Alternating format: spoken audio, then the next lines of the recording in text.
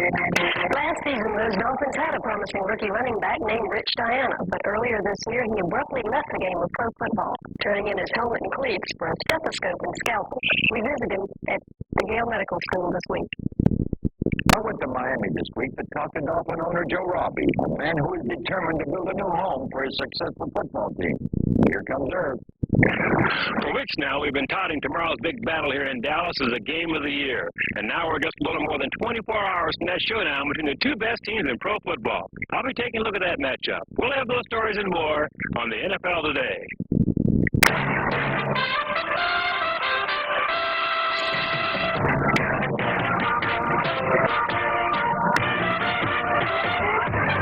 They're gearing up for the playoffs, but they must play today without their star rookie quarterback, Dan Marino.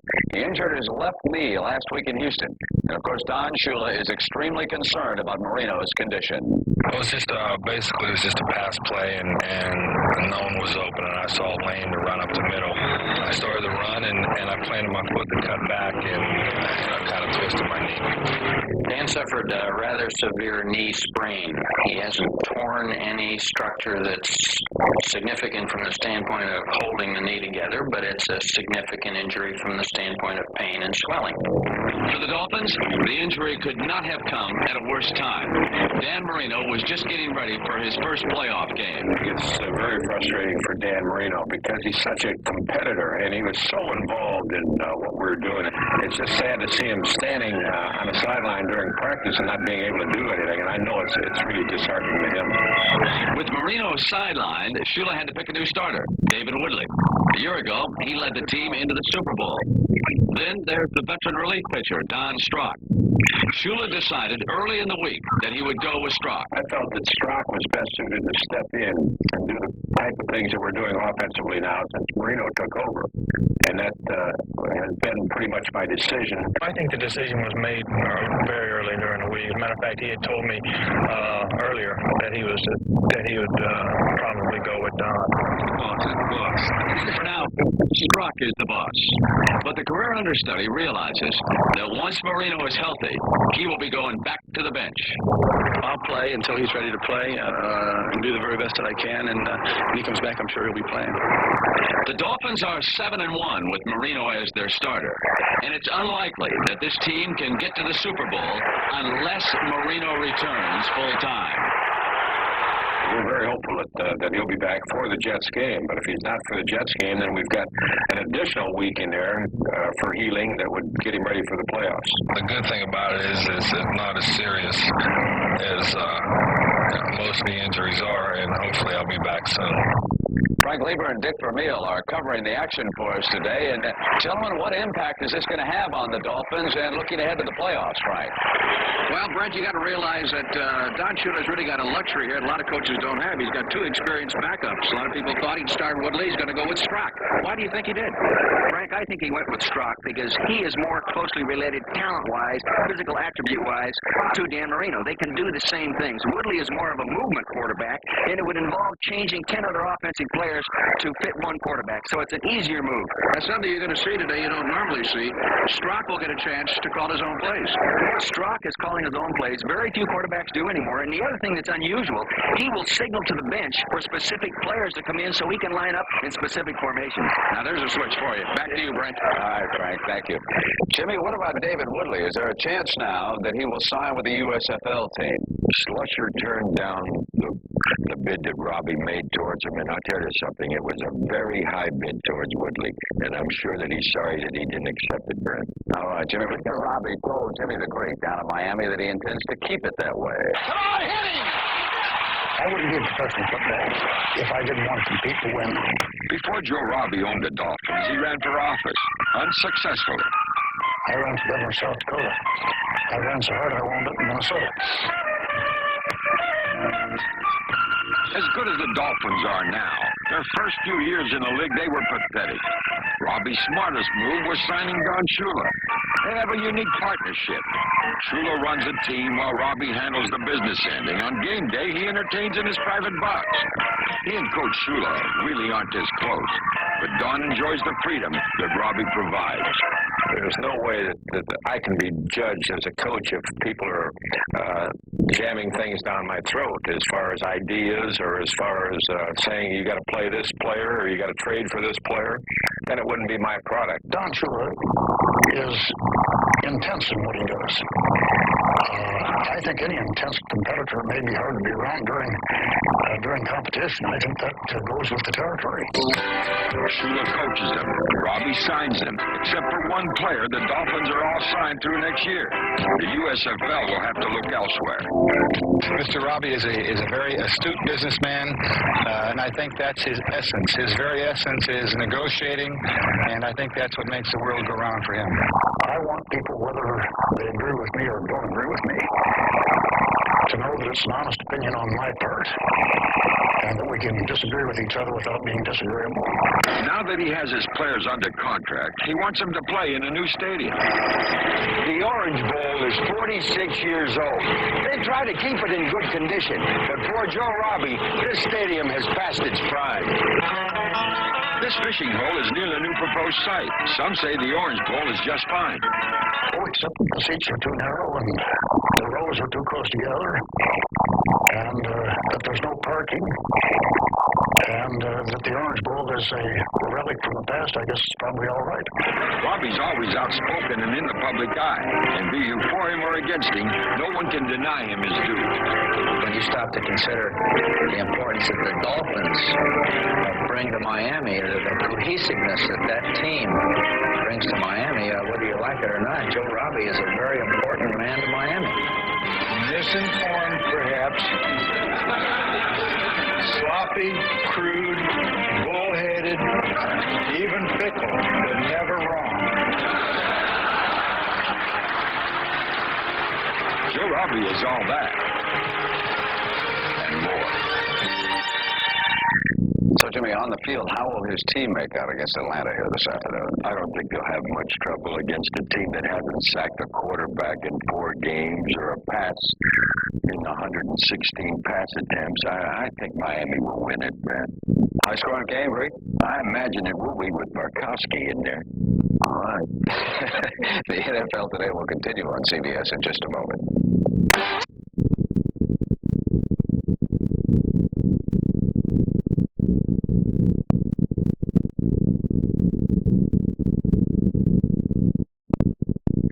The Falcons flying fortress into the Orange Bowl as the number 2 ranked passer in all of pro football. Atlanta also will give the Dolphins a look at Billy White Shoes Johnson, who has found new life at Old Legs and is headed for NFL Comeback Player of the Year honors. He leads the Falcons in receiving and the NFC in punt returns, and still hasn't lost the knack of making tacklers swing at goats. With Magnum-on rookie Dan Marino hobbling, Miami will turn to the veteran Don Strock, the NFL's answer to Goose Gossage, who starts his first game in over 2 years for the newly crowned AFC Eastern Division champions. The Killer Bees, Miami's strong as field-spread defense, took a brief sabbatical against Houston last week, but all season long they've been stinging opponents with big plays, like this Lyle Blackwood interception, enabling them to lead the AFC in turnovers. It's the playoff-bound Dolphins against the upset-minded Falcons today on The Miami Dolphins.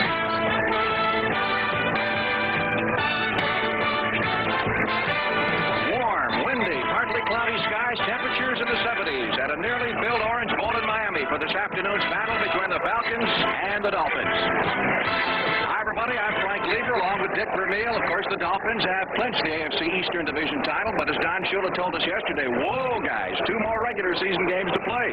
Frank, Don Shula and the Miami Dolphins have been here before. They've been in the playoffs 9 other times. They know how to handle the situation. First, they're playing for home court advantage. They want the home field. And secondly, they want momentum going into these playoffs. Well, Atlanta can move the football, especially with Markowski in there. What does Atlanta have to do to win this football game? Well, Atlanta's going to have to be playing offense better than they played it any other time, and they're a good offensive football team, and they can move the ball.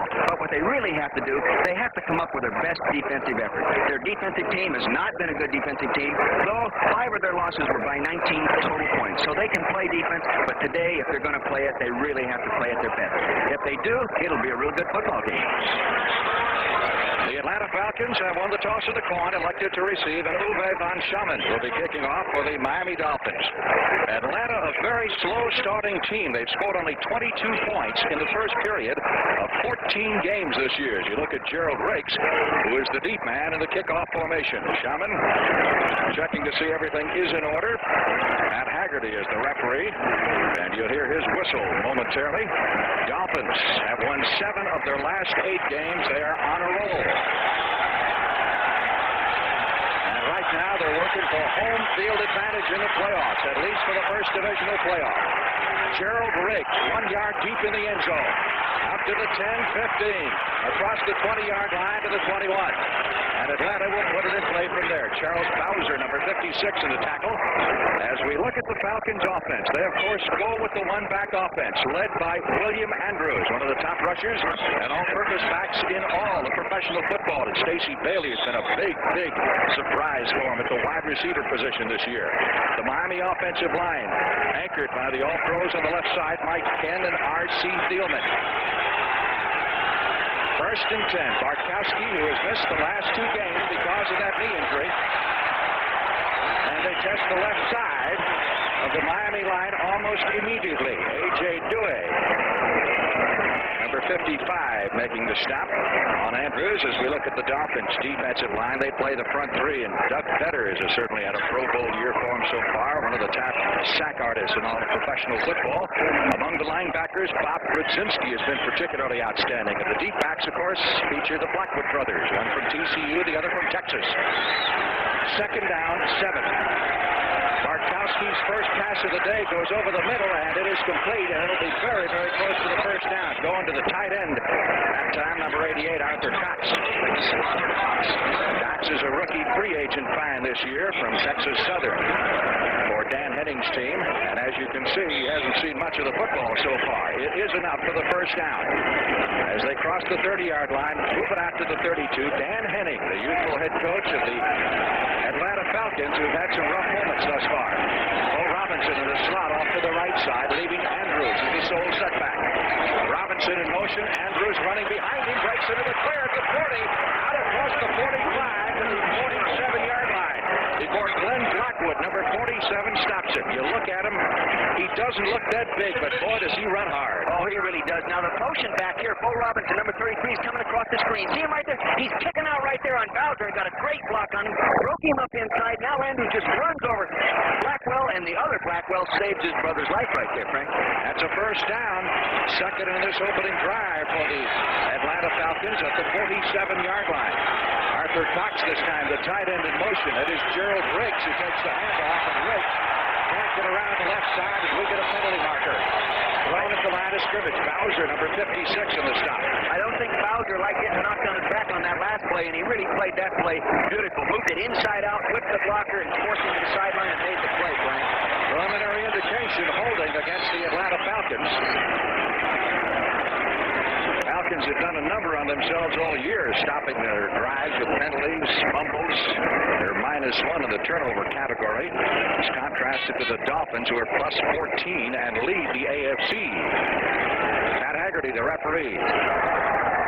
Holding, number 88, offense. That's on Arthur Cox, the tight end. Cox has beaten out Junior Miller as you look at Don Shula, the head coach of the Dolphins. You wonder, Miller, was a Pro Bowler for a couple of years. He played the Pro Bowl 2 years, 1981 and 1982, and was the number 1 pick. 10-yard penalty, first and 20. Dolphins at their 36. They go with Riggs on the ground, and Gerald Riggs is stopped up at the line of scrimmage by Bob Baumhauer, number 73. Maybe the best nose tackle in the game right now, with an assist from Mike Charles, number 71. Frank, Bob Baumhauer is one of the only nose guards that stays in the nickel defense and rushes the passer. Most of the time, the nose tackle is just a run defender. Doesn't look like Charles has missed too many meals, does it? No, he has a hard time keeping his weight below 280. Can you believe that? Just a kid, too, just a rookie. Second down, 18 for the Atlanta Falcons. Ball is spotted at the Falcon 39-yard line. No score here in the early going at the Orange Bowl. Sole setback is Riggs. No flag thrown as the Atlanta receiver, who is Stacey Bailey, tripped at the 45-yard line, got his feet tangled up with Glenn Blackwood, number 47.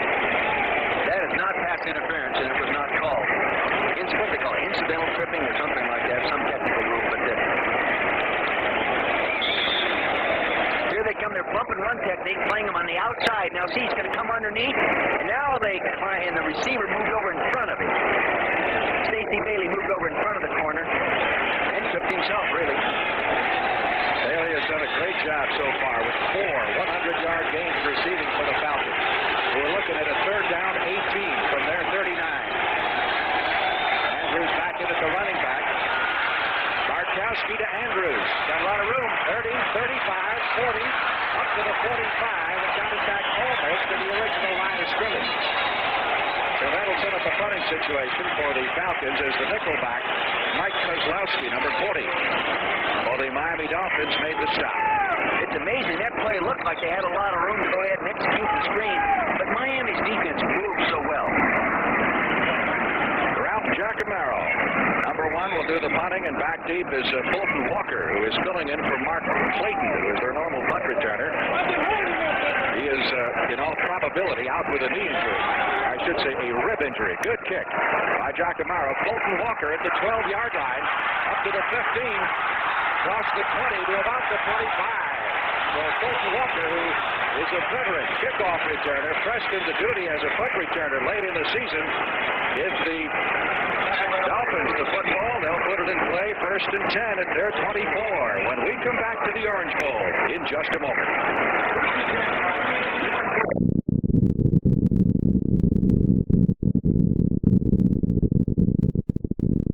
Situation here in Miami as we look at the Dolphins offense for the very first time and look at Don Strock, who has not thrown a pass in anger at quarterback since the last Super Bowl game when he came on in relief of David Woodley. He played sparingly last week at the end of the ball game in Houston after Marino got hurt.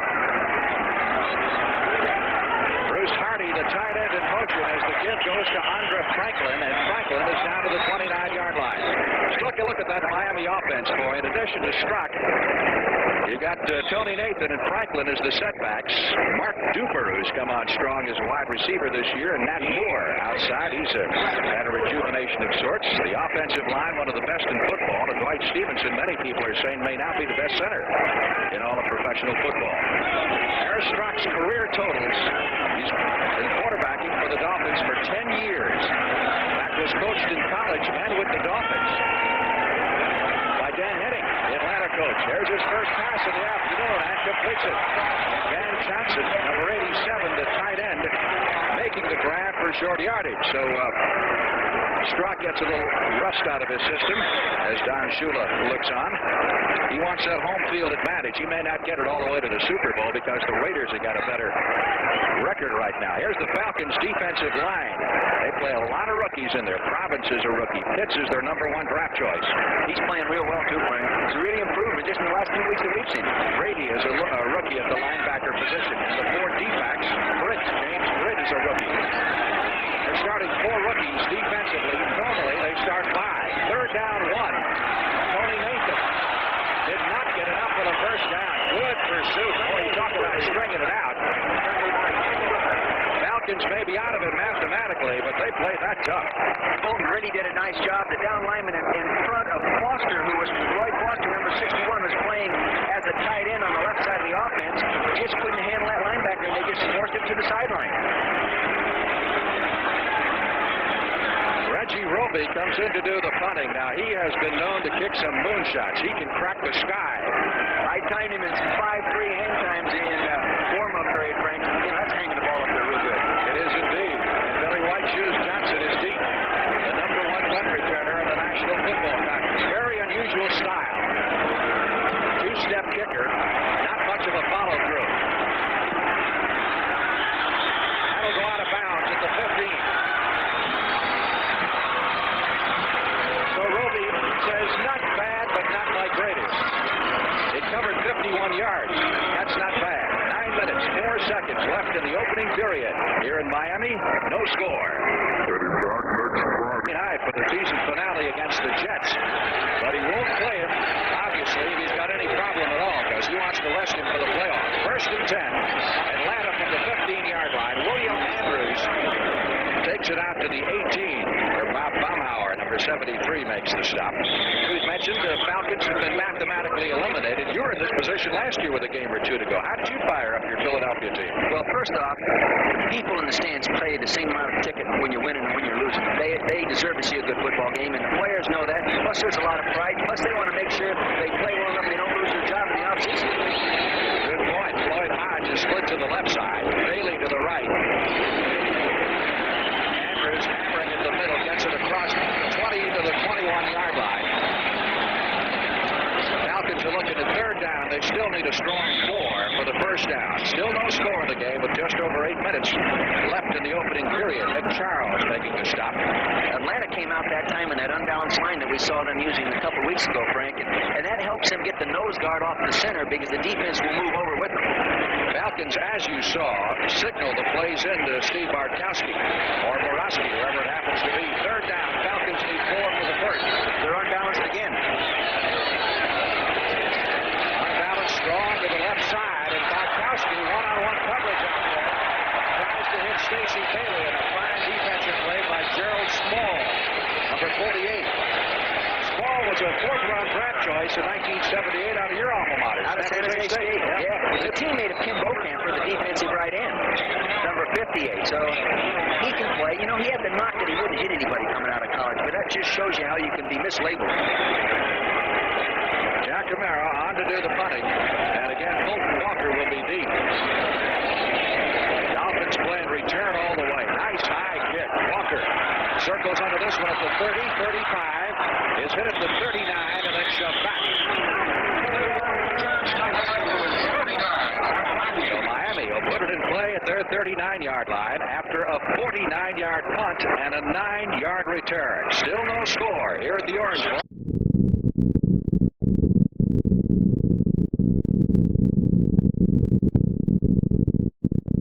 Up to the line of scrimmage, 1st and 10 at their 39-yard line. As Strock sits Cooper wide to the left side. He's got net 4. Split out to the right. Nathan and Franklin are the setbacks. 4 in motion. Tony Nathan. Oh, it's David Overstreet who had just come into the game, who carries to the 50-yard line, and he's got enough for the first down. We were down here to see the Dolphins play the Rams, and he made a brief appearance, got off for a 44-yard run. They haven't used him much. This is a draw play. Now they're going to pull back, come through, and lead. See, Hunter Plankin blocked there on Curry 50, and they hand it off behind him, and Overstreet just pounding his way up through there. Poor tackling initially. They've got to wrap those arms around that running back. Overstreet pretty looked good on the field the other day when we were in here on Thursday, Frankie. He's a gifted athlete, but gosh, Nathan's been playing so well, he just can't get the game. Yeah, Shula's a little unhappy. He hasn't been able to get him in more. He said there's nothing wrong with his effort. 11-yard pickup, 1st and 10 from the 50-yard line. Again, Overstreet gets outside, 45, 40, and out of bounds after a first down at the 37-yard line. David Overstreet, former number 1 pick from Oklahoma, went to Canada, played on that Montreal team with White Shoes Johnson and with Vince Ferragamo, and now has come back to Miami. And he can move, he can break inside. That play was actually designed to go inside. The left tackle, John Geester, pulled to block at the point of attack, and it got bounced outside, and he has the speed to go ahead and turn the corner with it. He's had a bit of a raptor fumbling, hasn't he? He has, but Don said he's done everything expected of him and more on the practice field since he's been here. Mark Duper is wide to the right side. Again, Nat Moore split off to the left. Strock calling his own play. Looking long. Moore at the 22. First down.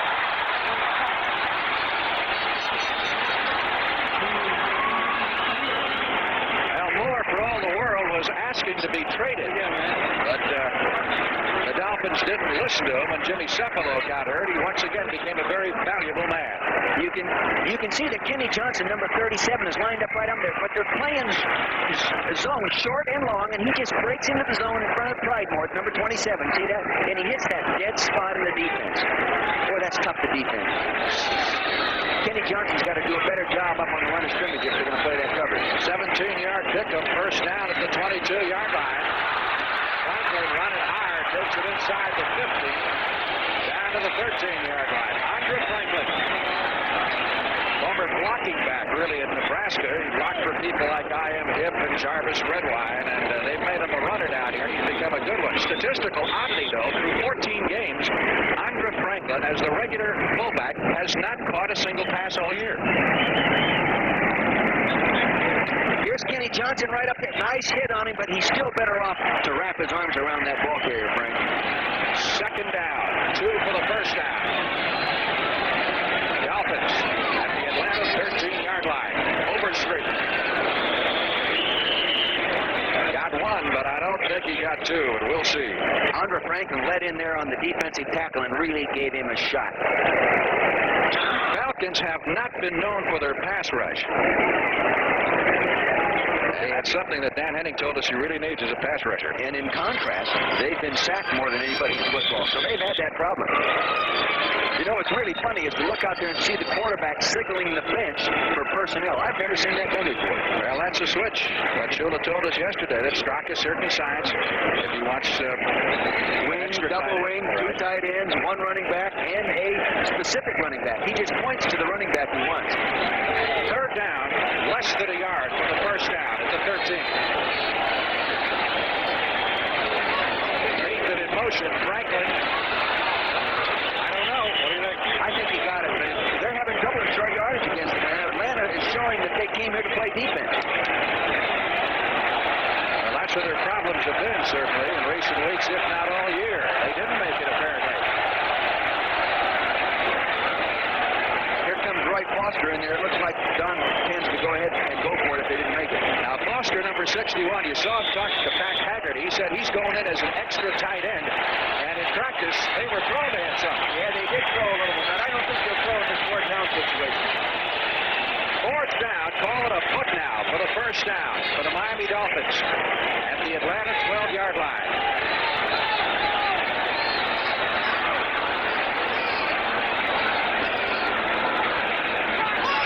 Tony Nathan in motion. Flags down as Franklin is caught behind the line. A great defensive play, but Atlanta may have been offside. I think Atlanta was offside unless a Miami offensive player moved. Well, that negates a great defensive play. Boy, that is tough on 4th down and inches. That gives them a first down, obviously. They must be pretty excited. Now, you're going to see a defender at the left side of your screen. Now, watch the left side of your screen. See him coming right down in there? Jeff Merrill. Jeff Merrill, for harmony's sake, a 9-year veteran. Come on, Jeff, calm down. Well, you expect that maybe from one of those 4 or 5 rookies that they've had. Offside. This late in the year, there's no rookies. First down. So that gives Miami a first down at the 7-yard line. First and goal to go with 4 minutes and 23 seconds left to play in the opening period. Still no score. The Falcons nothing and the Dolphins nothing.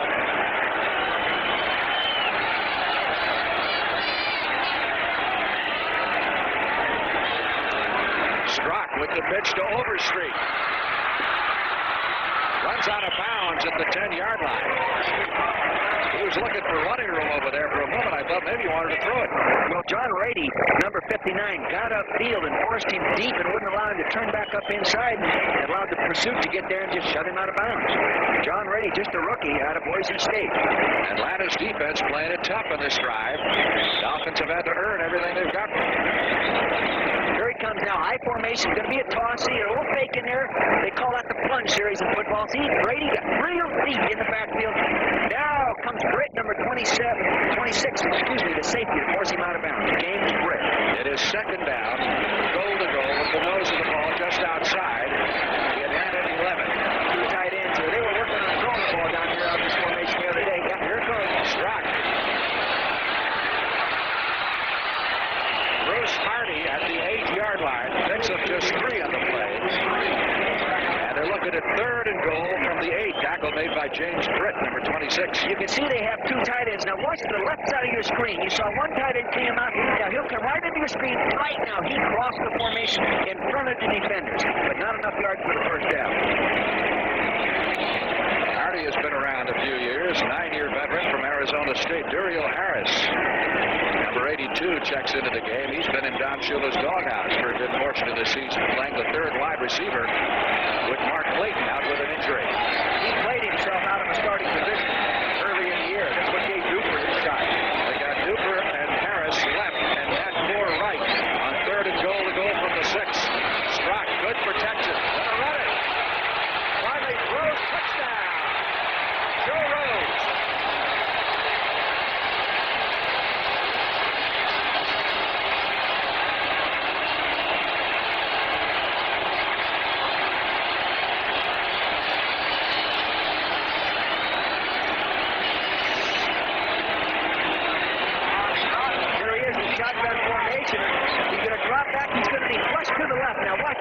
Russ comes up inside. He's flushed out there to his left, his right, rather, our left, as we look at it. There's old Rose in the end zone. He worked away from the defender in the end zone. Touchdown. Joe Rose, Marysville High School in California, Sacramento Valley. Uwe von Schaman to try the extra point. You know, Woodley's supposed to be the mobile quarterback, not Strock. Well, he didn't have to run very far there. Kick is good. The Dolphins first up on the scoreboard, lead at 7-0. Look at it from ground level. Now we're really zeroed in on Strock. Now watch, he's looking at the defense, seeing what the coverage is. He doesn't like what he sees. He moves off to his right. Now he finds Rose in the end zone, has worked away from that tight man coverage. Joe Rose, touchdown.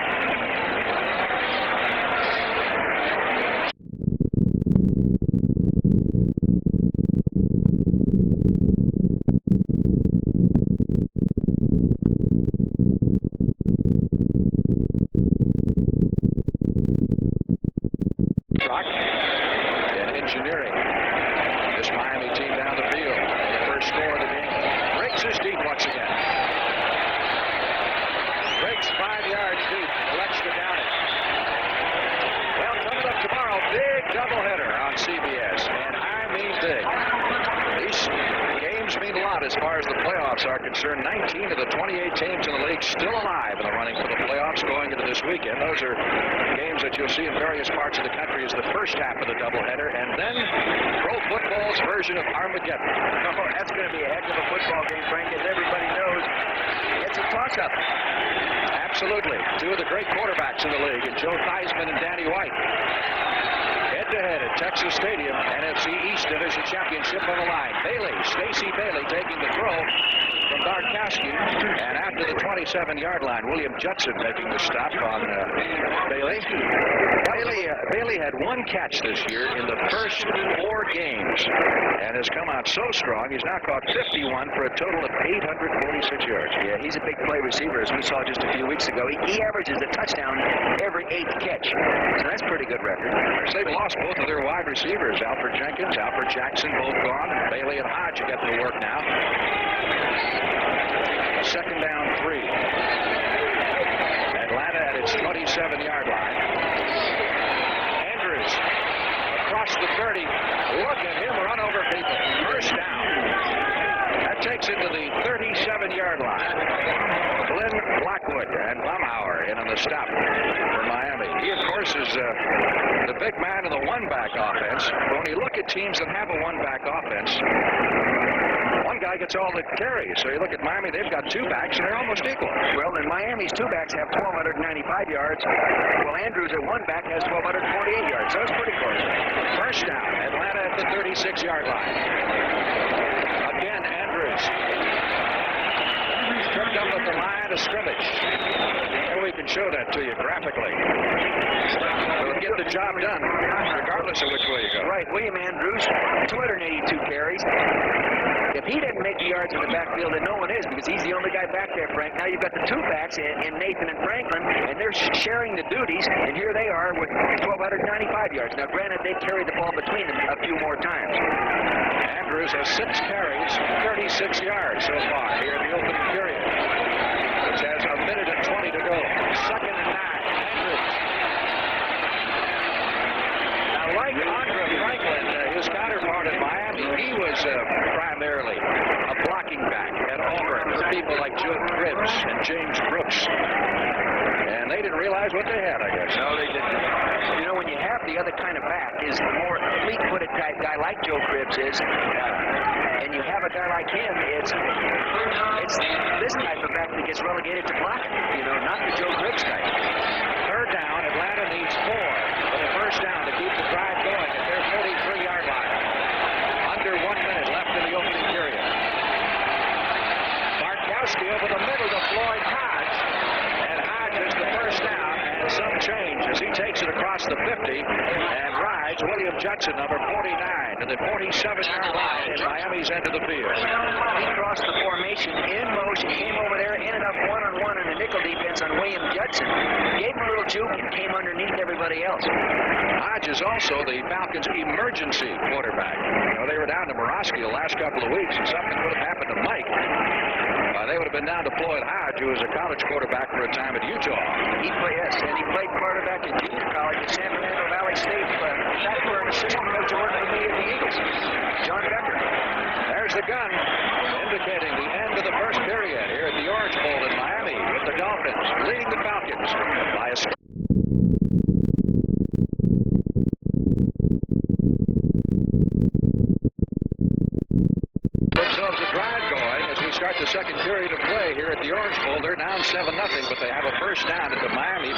37-yard line in a place where Miami seldom loses.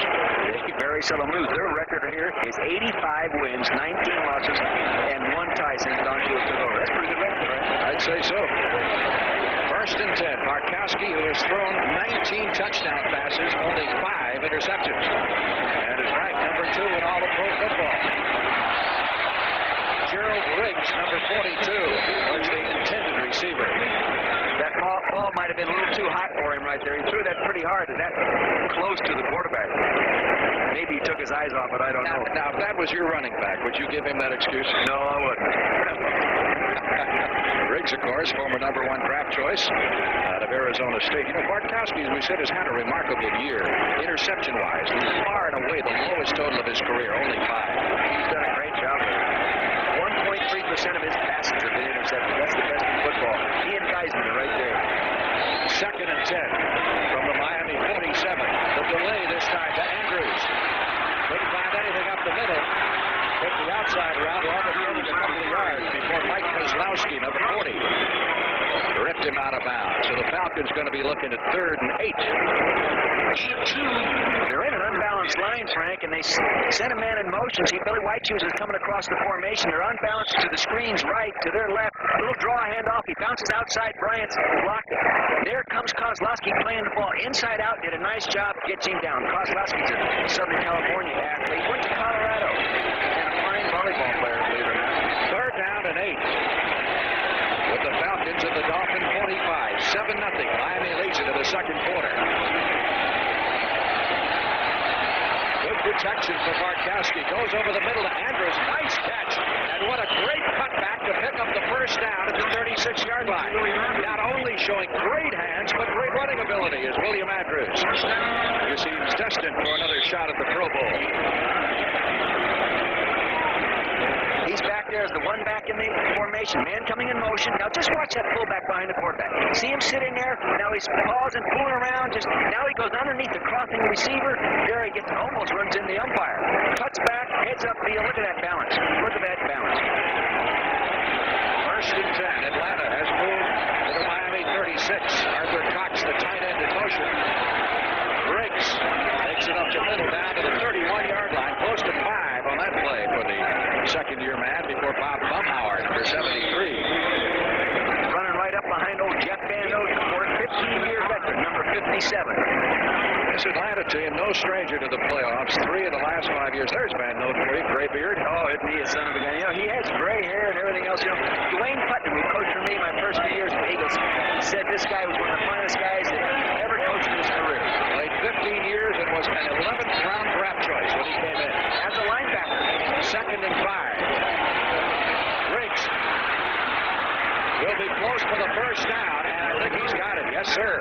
Takes it to the 25-yard line, and the Falcons doing a good job moving the football. Of course, Miami in the past, you go back to the Super Bowl last year, they had a little trouble, you recall, with the one-back, defensing the one-back attack. Well, Miami's defensive philosophy is bend, play it suit. They're a reading team. They're not a real attacking team where they come across the line of scrimmage. They take you on and pursue inside out.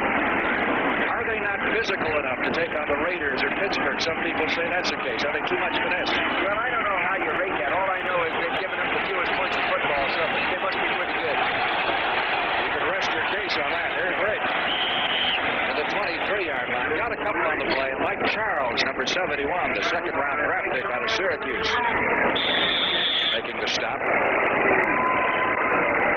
The signal is being fired into Barkowski. Dan Henning, of course, in the red shirt there. Dan, one of the youngest coaches in the league at 41, and was an assistant here in 1979 and 1980, and told us yesterday it was one of the most valuable experiences of his career working for Don Shula. 2nd down 7 from the 22-yard line. Riggs taking the handoff from Barkowski. Didn't fool anybody. Got back to the line of scrimmage, and that was it. A little counter play, and they pulled R.C. Thielman, the left guard, number 68, around to get him. But old Mr. Betters from Montana, Whitefish, Montana, he lives in the offseason. He's a hunter, a fisherman, and flies airplanes for the fun. And having the best year of his career with a total of 16 sacks, which puts him in the number 3 position in the National Football League right now. 3rd down and 8 with the Falcons at the 23. You mentioned the physicalness. Now, Betters is not a real physical guy, but he's a very fine technician. Techniques are good and very good movement. Bailey to the left, Hodge to the right. White Shoes Johnson in the slot.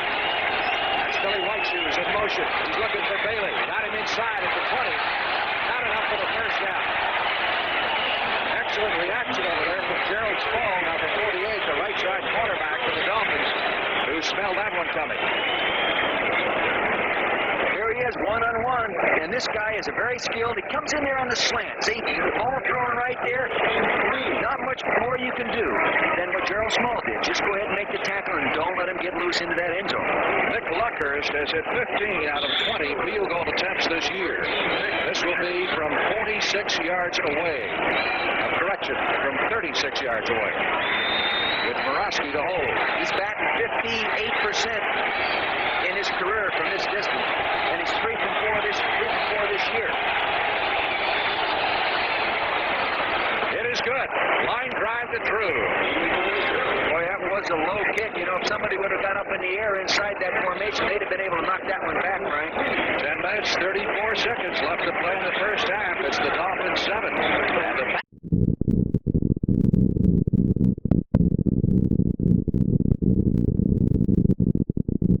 This is Frank Lieber at the Orange Bowl in Miami. Wish you were here, particularly those of you in the colder parts of the country. Temperature in the 70s here. Wind blowing a little bit, but we'll take it. Yeah, well, Frank, you and I went running this morning. It was raining, and as we said, how would you like to pay $100 a day for a hotel room and have it rain on you? It's a little bit in and out, but it doesn't rain long, but it does rain.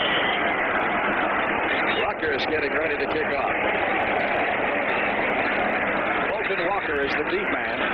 We'll take this one out from 2 yards deep in the end zone after the 10. 15, 20, Walker, 30, 40. Bolton Walker blocked at the 29.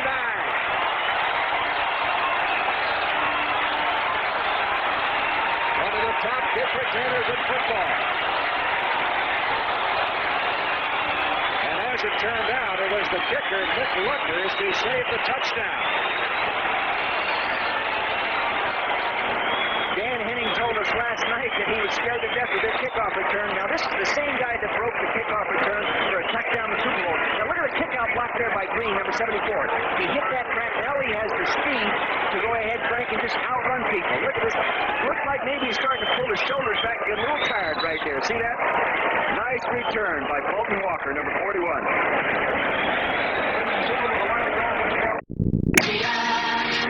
It's been called. 73 yards of the kickoff return by Bolton Walker, the number 1 kick returner for the number 1 kick return team in pro football. And it puts the Dolphins in excellent field position for the first down at the Atlanta 29. Don Struck replacing the injured Danny Marino at quarterback. Runs out throwing. Mark Cooper at the 25-yard line. At 5 on the play. I think that return is worth one more look. Oh, it was. It was well executed. You can see here now, watching there, and get a nice block right there. He's heading across the field, and that ball was kicked to the end zone, drew the defense over there, the coverage people. Now he's got a lead block. Bennett, number 34, is leading him up the field. Look at him go. That's going to help his average of 25.3. He was already the number 2 kick returner. Well, that wasn't his longest of the year. He's taken one back 78 yards. Missed it by 5. Longest, yes. David Overstreet, Andre Franklin in the backfield. On 2nd and 5, Overstreet, who is apparently getting an opportunity here from Don Shula. Quite obviously, he wants to take a good look at him here. Well, he knows he can play, but gosh darn it, he says that Nathan has been playing so well that you just can't take him out of the ballgame. So I think what he's doing right now is giving Overstreet an opportunity to play before Nathan goes out there and goes so well he can't take him out. It'll be 3rd down, short yardage, less than a yard for the first down at the 20-yard line. And again, Roy Foster, the former All-American lineman from Southern Cal, is checked in as a tight end. Number 61 for the Miami Dolphins to beef up the blocking up front. He was their number 1 pick a year ago. Overstreet and Franklin the setbacks. Andre Franklin has the first. And he carries it to the 17. Overstreet really showed me something there. He can do more than run. He can block. He got a real nice kick-out block to the side. Real nice block by David Overstreet, number 20, and a good block by Roy Foster, number 61. Now watch, see that right there? Nice block. And Taves, number 60, came around and let up in the hole. Really a nice job. Good execution of short yardage running. Andre Franklin gets the first down, and Miami with a 1st and 10 is now at the Atlanta 17-yard line as Don Shula looks on. Shula at the age of 53 in his 21st year as a head coach in the NFL. Hardy, the tight end, was the man in motion. Strock out to Hardy, written out of bounds at the 15-yard line. So picked up from just a couple of yards on the play. Kenny Johnson, number 37, was over there. Johnson, of course, was the hero in that exciting Green Bay Atlanta game we worked a couple of weeks ago. 2 interceptions, 2 touchdowns, almost in identical spots on the field. I've never seen anything like that. And the fact that it was his first 2 interceptions of the year. 2nd down, 8 for the first down. Dolphins at the Atlanta 15. Butler goes out to meet Matt Moore wide on the right side. And Johnson comes up to play tough on Duper. Franklin up the middle. Big hole inside the 10 to the 8.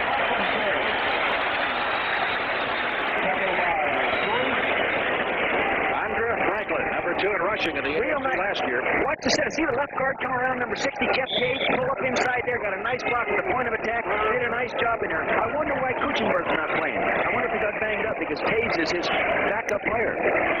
Normally you would expect him to be in there. Do you see him on the sideline? Maybe he had to get his joints oiled. Yeah, I see him down at the 45. He's looking on number 67, yes. He's only played 14 years.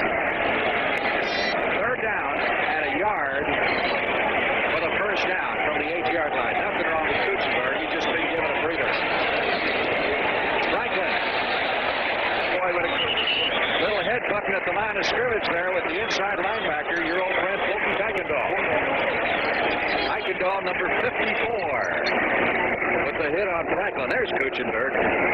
There he is. I'll tell you, Kuykendall stepped up inside there like an all-pro linebacker and really took him on. The guard had pulled. Taves had pulled and trapped, and he had a running lane up in there, and Fulton read it perfectly and stepped right up there and took on that big running back. He can really put people down. In college, he used to self-destruct himself. The year that I coached him, he was always hurt because he just hit other people so hard, he also broke himself up. Well, they used to call Kuykendall Captain Crazy, right? That was his nickname. Captain Crazy. That's not because he's not smart. He's a very bright man. Now watch the linebacker to the left of your screen. Now watch him come up inside. 54. Look at him go up and beat that guy. See him straighten him up? Really a nice play. Also good strong running. Miami did pick up the first down, so it is 1st and goal to go from the 6-yard line. Fulton's wife, Jerry, just had a baby boy here a few weeks ago, and boy, they're very excited. Miami leading 7-3 with 6 minutes 50 seconds left to play in the first half. Strock beats it to Overstreet. Inside the 5 to the 3, and there he's bang tackled out of bounds. A lot of redshirts over there, including Mike Pitts, number 74, the number 1 draft choice. He lost the ball, but apparently Miami retains possession. The fullback goes up inside on the seat trip. Andre Franklin, number 37, and leads up inside nicely. Now Taves, number 60, comes around, gets the block, knocks the ball out. Knocks the ball. Hits came inside out, number 74, and knocked the ball out. Fortunately, got it back. Maybe you mentioned that a little too soon about him fumbling, Frank. That's right. Hardy, number 84, got the recovery. You saw Kenny Johnson on the ground in excellent position had he seen the ball, but he never saw it. 2nd down. Goal to go from the 3-yard line. Good time to throw it right here. Strock wants a timeout. Wants to talk this one over with Don Shula. Interesting yesterday, Shula told us that Strock has a better grasp of the offense, or as good a grasp as any quarterback he ever coaches in tomorrow's big game at Texas State. And now that you're out of the business, let me ask you a question, just between you and I. Who do you think is the best coach in the NFL? Well, I'll tell you, the best coach in the NFL is the guy that wins the Super Bowl. He's the best. He's the only one that finishes the season with a win. You're learning to sidestep very quickly in this business. As we go back to play, it'll be 2nd down. Goal to go. Miami's ball at the 3-yard line. 2 big backs in there now. Woody Bennett has joined Andre Franklin behind Don Strock. Bennett, maybe a yard. Just maybe. And again, Fulton Kuykendall in there to mess things up for the Atlanta Falcons, number 54. took that timeout, Frank. I thought he took the timeout to do something complicated rather than hand it up and go inside. You know, I thought he might come up with a real nice little play-action pass there. Dan Kenny looking on, and what he sees is Don Smith, who is shaken up on the play. The Falcons defensive lineman who has had some injury problems in the past. In fact, he missed the game. We worked in Atlanta a couple of weeks ago. And his replacement is a rookie, which would give the Falcons, once again, 5 rookies on that defense. It has not been the best of years for defensive tackle Don Smith, former #1 draft choice of the Atlanta Falcons, who played his college football right here in Miami. You know, Frank, prior to being injured this year, just a few weeks back, he had never missed a game. Well, you can only go so long, I guess, and sooner or later the law of averages catches up for you. So we head back to play. Dolphins still at the 3-yard line. They have third down and goal to go from the 3. And the Atlanta defense continues to play it tough. This is like 3rd and 10 out in the middle of the field, really. More often than not, it's a passing point. It's a passing down. Yep, here it goes. Into the shotgun. Goes Don Strock. Strock 6'5", one of the tallest, if not the tallest quarterback in pro football right now. Inside handoff, Tony Nathan. Nathan is stopped short of the goal line. 4th down, and they got about 1.5 yards left, and the field goal unit is coming on.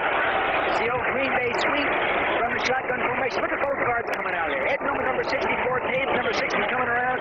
Nathan right on the hip, trying to get up inside that block. Couldn't do it. Fine defense by Atlanta, Frank. So Nathan fails to get in, and Von Schaman has come on for the field goal attempt. On foot. They'll spot this one at the 9-yard line, which will make it just about an extra point. Yeah. A 19-yard attempt. He's 1 for 1 in his career from there. He's 15 out of 22 on the year. It's good. Officially, credit Todd Strong for the 18-yard field goal. 4 minutes, 51 seconds left to play in the first half. It's the Dolphins 10 and the Falcons.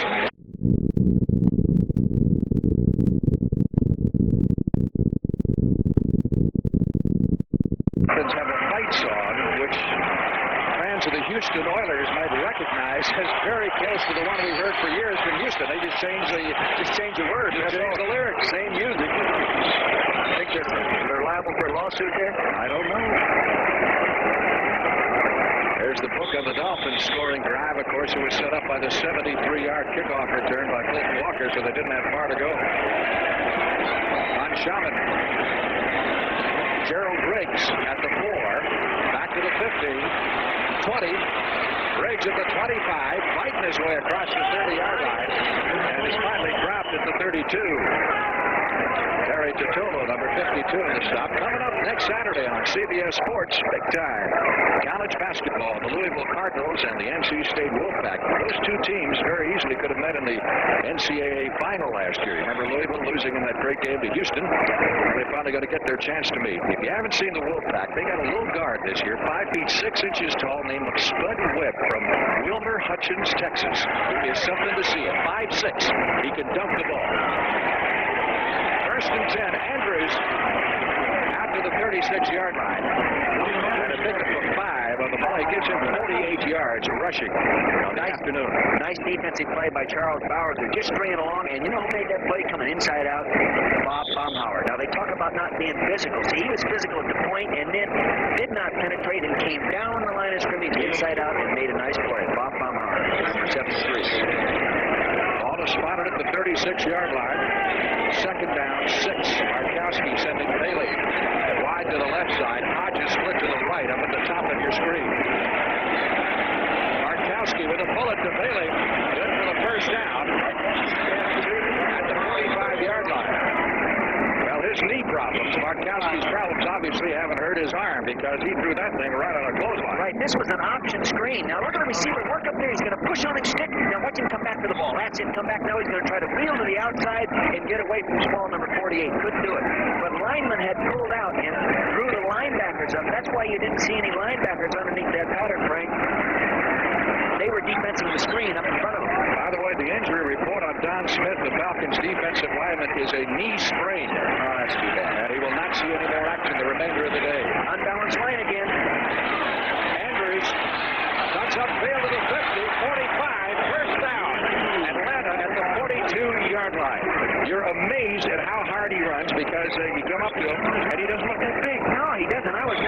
locker room. In fact, I talked to him last night, and he just doesn't look that physical, but boy, he runs physical. 14 yards on that play. Now watch the offensive tackle. See the tackle pulling around there? Mike Ken, number 78, did a nice job. 61, John Scully at the point of attack did a nice job. Now he just powered his way through there. It makes a nice game. Falcons having success running the football against the Miami Dolphins. First down at the 41-yard line of Miami. Andrews quickly pouncing on the fumble by Bartkowski. We've been talking about this unbalanced line. What does that do for an offense? What advantage does that give them? What they're doing, they're taking their offensive right tackle, Warren Bryant, and moving him across the formation outside of Mike Ken and putting the tight end over the other side. Now, what that does, the defense has to move over to the strength of that running formation, and many times if they have 3 down linemen, it takes the nose tackle off the offensive center. It makes it a little bit easier to run inside there. Loss of a yard on the fumble. It'll be second down, 11. With Atlanta doing a lot of movement prior to the snap of the ball at the 42-yard line of Miami. Bartkowski moving good on that bad knee. Going long for Bailey. Couldn't hold it. Back there with Gerald Small. Number 48. It was Bailey who made the miraculous catch just before halftime of that Green Bay game on a Hail Mary of the Big Ben pass a couple of weeks ago. Put him right back in that ball game. You know, Bailey probably would have been a first or second round pick if he had not injured his knee his senior year. Now watch him, he's bump and run technique. He can't chug him after 5 yards. Now it's just a foot race down the sideline. He's not being backed up by a free safety. It's one-on-one all the way. Good defense right there by Gerald Small from San Jose State. Hey, 2 alums, defense, the defender and the receiver from San Jose State. This game is flipping right along. A lot of running. 2 minutes, 10 seconds left to play in the first half. Third down, 11.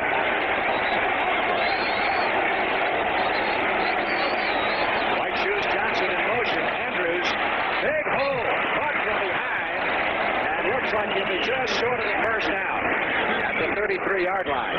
Boy, that opened up for him. It really did, but I think the play should have been called back. The running back moved while another man was in motion, and I'm not sure he got set. They may have ruled that, let's see what they are ruling. We didn't see a penalty marker now. We're down to the 2-minute warning, I can tell you that. Here they hit the 2-minute mark. Of course, that wouldn't have happened because the pass was incomplete and stopped the clock in the previous play. They'll leave it at the 32-yard line, so the gain will stand. It will be short of the first down by about a yard, and we have hit the 2-minute warning here in the first half between the Miami Dolphins and the Atlanta Falcons, with the Dolphins leading it by a score of 10-3. But evidently, Pat Haggerty saw something different than we saw from here. They'll go for it.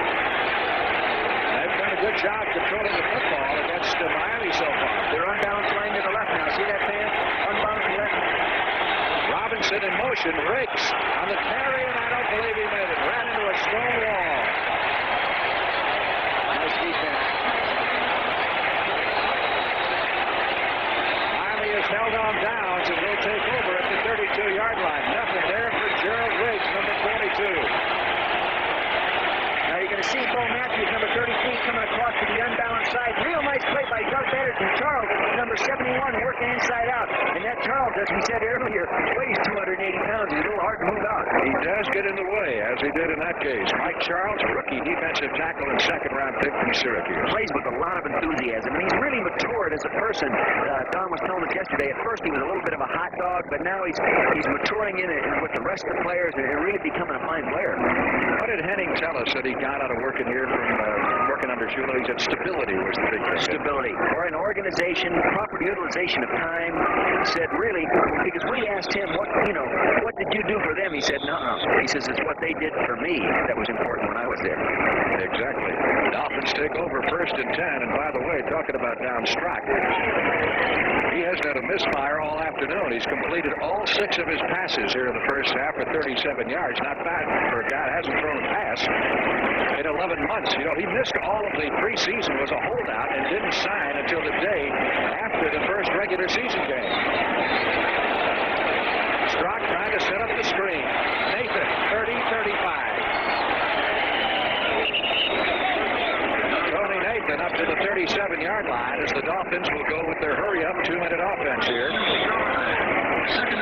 We watched them go through this series on the field yesterday, Frank, and no pads. They were really efficient on the field. No mistakes. They have 2 timeouts left. Again, going to Tony Nathan, who has not seen much action. They've been going with Overstreet, and that is a Miami first down at the 45-yard line. Veteran offensive guard Ed Newman did a real nice job. Number 64 came out in there in that screen and actually did a real nice knockdown block. Bob Kuchenberg, who was on the sidelines earlier, is in there now. Timeout called by the Dolphins, which will leave them with 1. When we rejoin you from the Orange Bowl.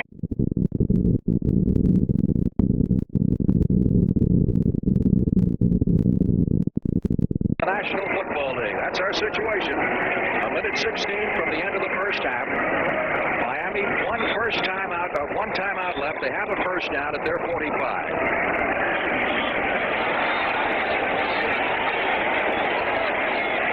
This offensive line of the Dolphins has permitted only 3 quarterback sacks in their last 7 games. Here come the Falcons with a blitz. Croc gets it away. Gets it at the 40-yard line. Parker down. Harris made the catch. Kenny Johnson, number 37, defending. They called interference on Johnson, but they'll take it nevertheless. Number 37,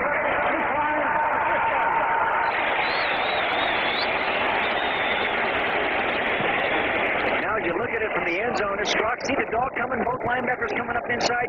He did a real nice job of getting them loose there before Curry could get to him there. Tight coverage, one-on-one. Exceptionally nice throw, especially under those conditions because Buddy Curry, number 50, was coming right up the throat.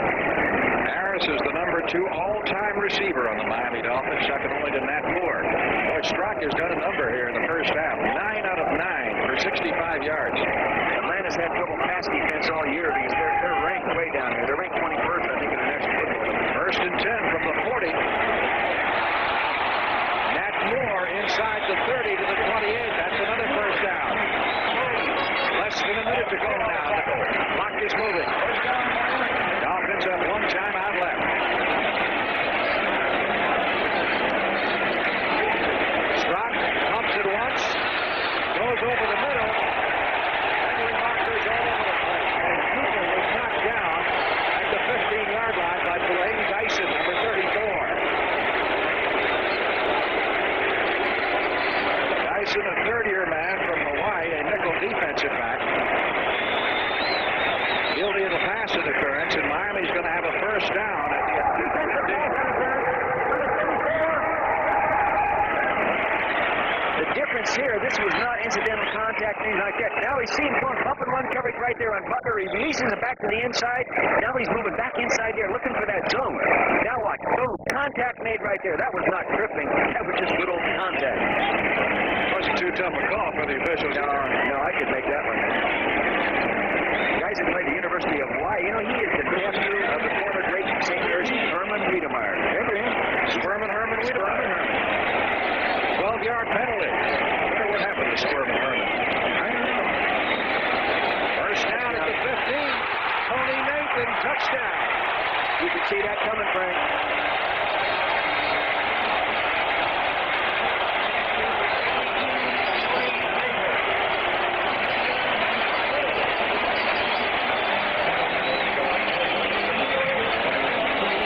Fine catch by Tony Nathan, one of the more versatile backs in the National Football League, having a great year. What we have here, now look at the back. He's going to be isolated one-on-one on Buddy Curry, number 50. Everybody else playing man-to-man. He's waiting for him to get in there. There he beat him inside, touchdown.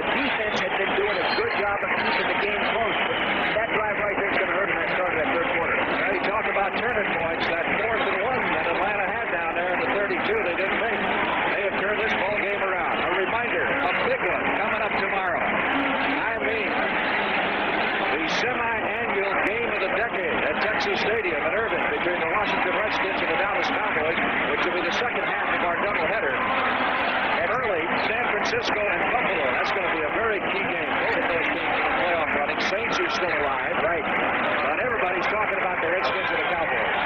Every place we go, even here in Miami. Key matchups in that game. How about this one? Russ Grimm, the offensive left guard against Randy White. Of course, Randy White is always a dominating factor, but Russ Grimm can play Randy White. You know, those two teams didn't play at Texas Stadium last year, and the Redskins have 17 first or second year players, almost half their roster, close to it, who have never played a game at Texas Stadium. I think they didn't play last year, that's right. Because of the strike. And the Redskins haven't won down there since 1976. In the games that we've seen, Frank, the Redskins have played more consistently up to their ability. But that doesn't mean the Cowboys don't have the ability to beat them. It's going to be, like everybody said, the old cliche, one heck of a game. Uwe von Schaumann ready to kick off for the Falcons with 37 seconds. Uwe was born in West Berlin, Germany. Came over when he was 16 years old. This one bounces down to the 10. Kenny Johnson, the defensive back, picks it up there, takes it back to the 15, across the 20 to the 23-yard line.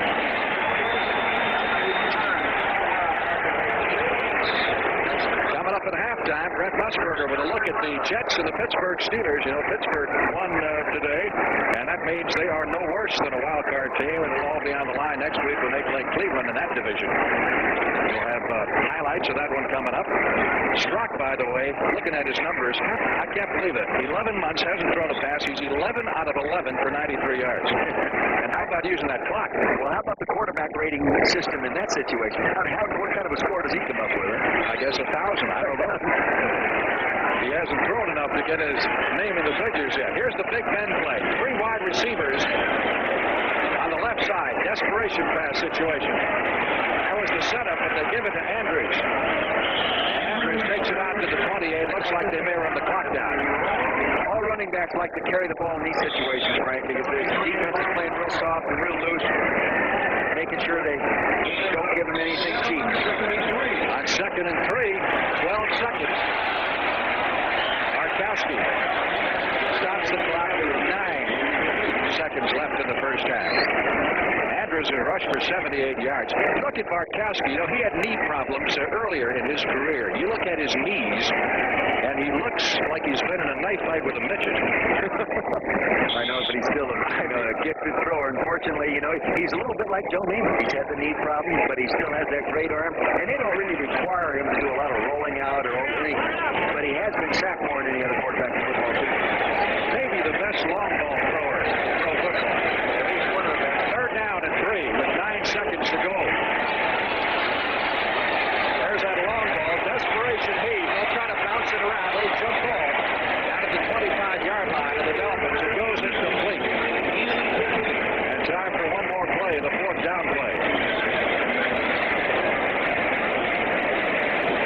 4th and 2. Dolphins leading 17-3 as we near intermission. Lloyd Hodge, number 83, one of the 3 intended receivers. The way they set that thing up, they have 3 wide receivers go down on one side, and the 2 of them are supposed to bat it around, and one is a designated catcher. Well, the middle receiver is the point receiver. He's deeper than the other 2. The other 2 are hanging back right there, and he's going to bat it up in the air if he can't get it, and the other 2 people are going to fight to recover that batted ball. This will be undoubtedly the last play of the first half. They have a 4th down upcoming, 3 needed for the first down at their own 28, but obviously they know the clock will run out, so the Dolphins will not have a chance to get the football back. No Big Ben formation this time. Markowski goes to Andrews. That'll be it. Loose football.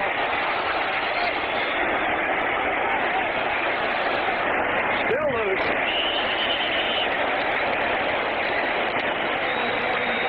That'll be it.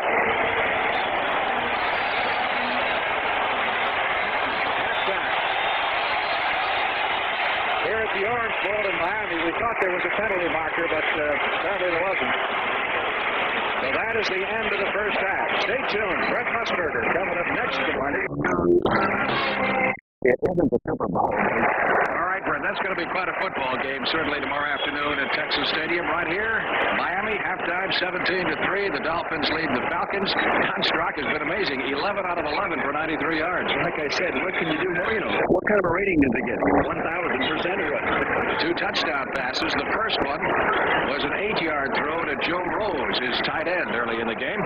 Out of the shotgun now, Joe just nice tight end work. He's a real key receiver. They say he has the best hands on the team. He scrambled out here. You can't see down below. He had worked away from his man-to-man coverage guy and slipped open. There he is, number 80, Joe Rose.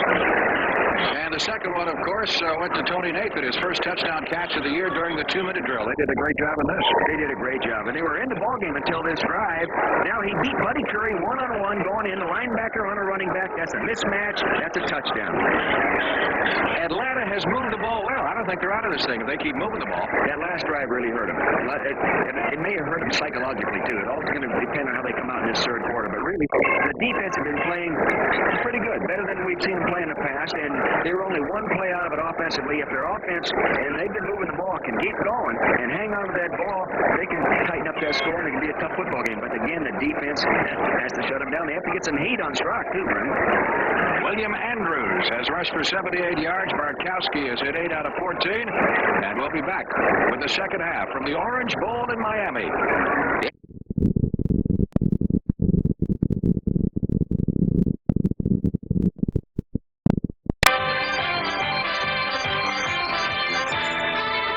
CBS Sports coverage of the National Football League is sponsored by Subaru.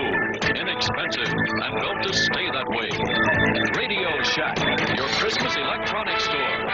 And by Wendy's Hot Stuffed Baked Potatoes. Something new for Wendy's kind of people.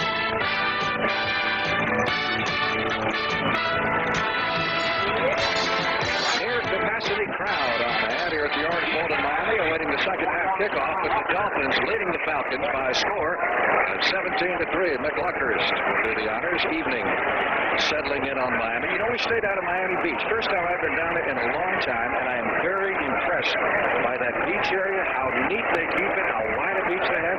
Very impressive. Nice place to run. Everything was great except the weather. That's it. Rained on and off, but you never know. Holt Walker will be deep. I don't know if I'd want to kick off to this guy again. And it's amazing. Dan Henning said in his parting words last night, I'm worried about their kickoff return team because it's the best one in football. They are number 1. Last time Walker got his hands on the football, he took it back 73 yards. This one from the goal line. 10, 15. Somersaulted at the 19-yard line, and one of the Falcon players was shaken up. Earl Jones, number 20, who made the stop. Big hit. Take a look at the halftime statistics, and doesn't look as wide as a 17-3 margin would indicate it would be. Well, that long kickoff return, Frank, plus the great job Miami did on that 4th down attempt and stopping Atlanta and then taking the ball here, right before the half and scoring. Earl Jones being tended to on the field, specialty team standout of the Atlanta Falcons. Talking about specialty team standouts, you brought an interesting point out of the game we worked last week, the Dallas-Seattle game, that some recognition ought to go to these specialty team players, a Pro Bowl berth, perhaps for someone other than a kick returner or a kicker.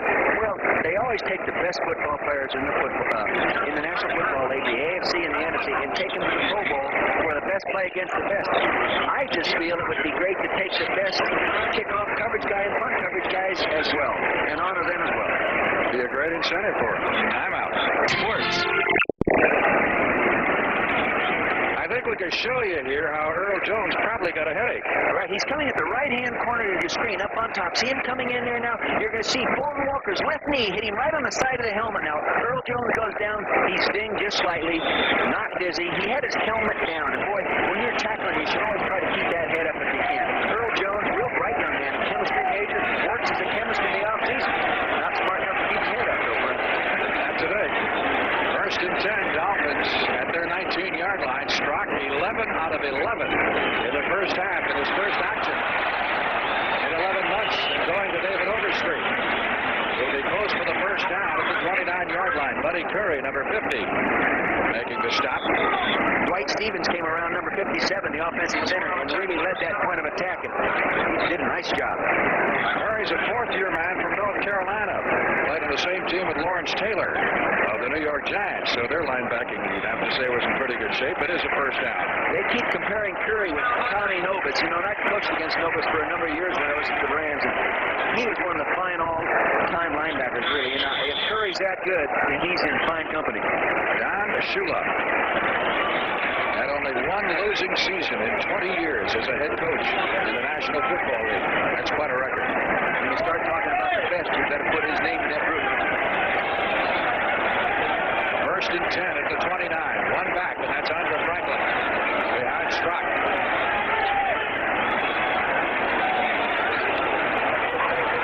Penalty marker down. Strock going long for Duriel Harris. And Butler, number 23, there to break it up. But there was a marker thrown at the line of scrimmage. The real thing I've got to believe the Falcons got to do is get a little bit closer to Strock, give him a little heat. Yeah, they haven't put any pressure on him, and they haven't been real good at rushing the passer. And as Hanning told us last night, Dan said, Coach, we really need to improve our defense. Number one, we need a real fine pass rush. He indicated the problem wasn't all inexperience. No, he said, number one, we just need some better football players. And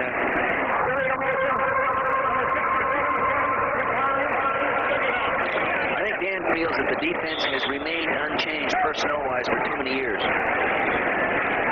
Now, that'll be officially Strock's first misfire of the day. Give him 11 out of 12 now. I know this when I was in Philadelphia, I hated to play the Falcons because their defense was so intense, and we always came out of that ball game banged up. Sometimes we won, sometimes we lost. Second and 10 from the 29-yard line. Dolphins leading 17-3. Franklin takes the handoff from Strock. There is a good, solid hit by your old friend, Holton Kuykendall. You coached him at UCLA. Yeah, actually, I really respect the guy because of everything he does so well. And I don't think he's ever received a recognition like a Pro Bowl trip or anything like that. Now, sitting right in the middle of your screen, number 54 coming up and kicking Phil. Boom, look at that tackle. Right like it ought to be done. Right down the middle of the guy, helmet up, arms wrapped around, puts him down. Holton Kuykendall. Third down, 9. Dolphins, nose of the ball, just inside their 30-yard line, early in the third period.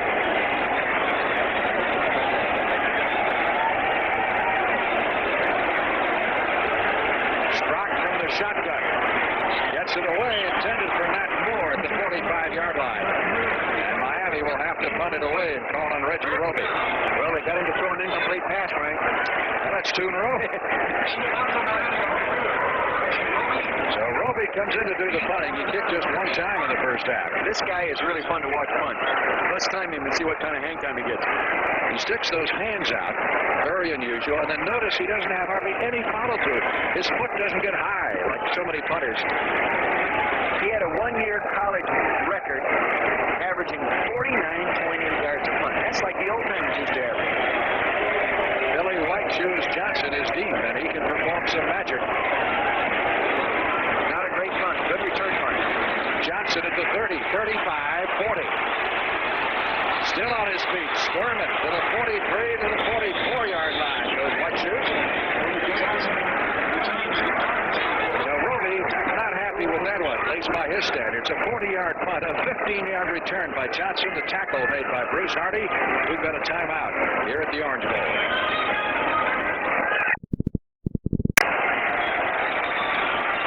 Falcons with excellent field position have a first down at their 45-yard line. Stacey Bailey split wide to the left side. Floyd Hodges flanked to the right. Arthur Cox, the tight end in motion, as Bartkowski comes out throwing here in the second half, going to Bo Robinson, and Robinson gets all the way down to the 41-yard line. Remember, Bo Robinson was a running back. Now he's what they call the H-back, that one back moving and doing mostly blocking chores. And there he finally got to be the receiver. He's only caught 9 balls this year. That's his 10. No, you're right. The Redskins call him the move tight end. The Cowboys call him the rover back. Who was it calls him the U-back? Yeah, that was the Rams, I think. Yeah. The U-back, the Rams. How you like that one, Frank? That's capital U, not E-W-E. First and 10 from the 40.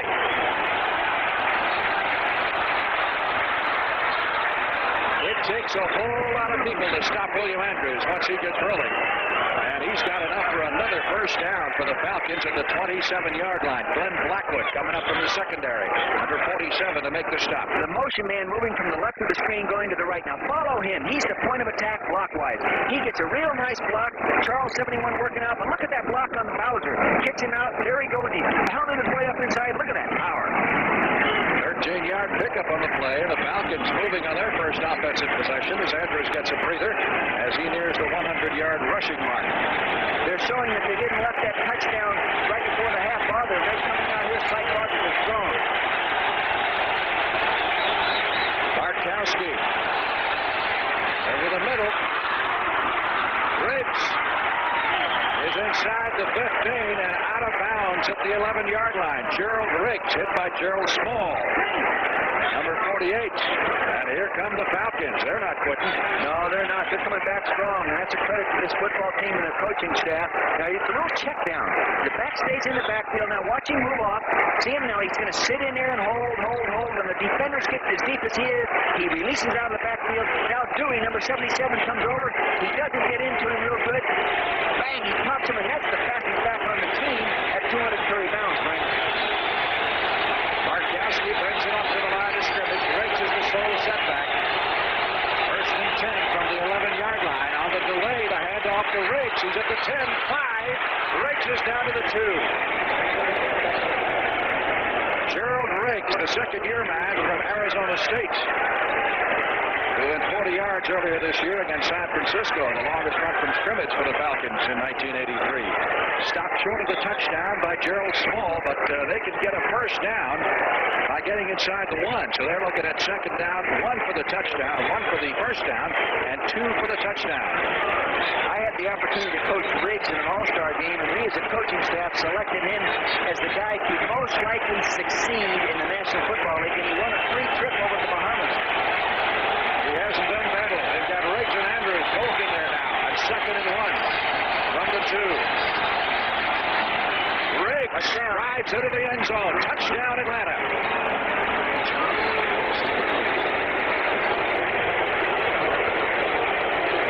A pretty impressive drive. It was a well-executed drive, and as we said all along, this is a good offensive team. See the guard step around there, did a nice job. R.C. Thielman stepped around. Jeff Van Note blocked back to his left and opened a nice hole right up inside that even defense at that time. 17-9, Miami with the extra point try to come from Luckhurst. Don Shula has been in this situation many times, having coached 9 playoff teams, and his record over the last 2 games of the season for those 18 games is 15-3, so he can't say he's going to lose this one. There's Coach Shula. Shula has 1 game left next Friday against the Jets. Atlanta's last game will be against Buffalo.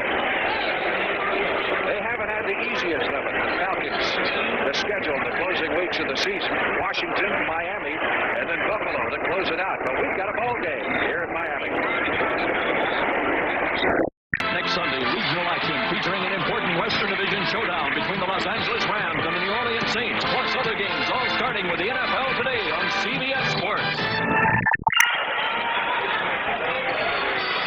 And one of the key matchups in that Dallas-Washington game will certainly involve Dexter Manley, the defensive lineman for the Redskins, against Pat Donovan. Dexter says he wants some of Danny White. Oh, yeah, we heard that. But I'll tell you, Donovan is capable of blocking Dexter.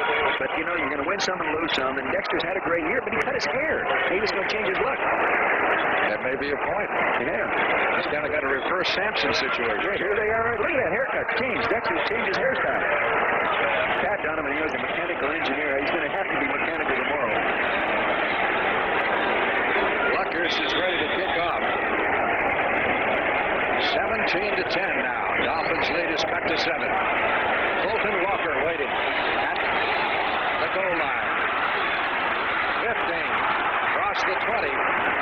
Ball comes loose. We got a penalty marker down on the flag. The Falcons have recovered. But let's see what the marker is. If it's against Miami, obviously Atlanta will decline.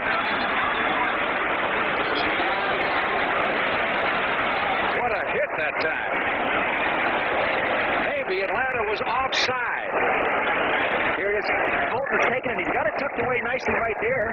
He's running really good. He's coming up inside. Get out of his way. That's it. He peeled off. Now he broke it up inside. And Dixon, number 51, comes over and really nails him, and the ball drops out. Here they're fighting for it.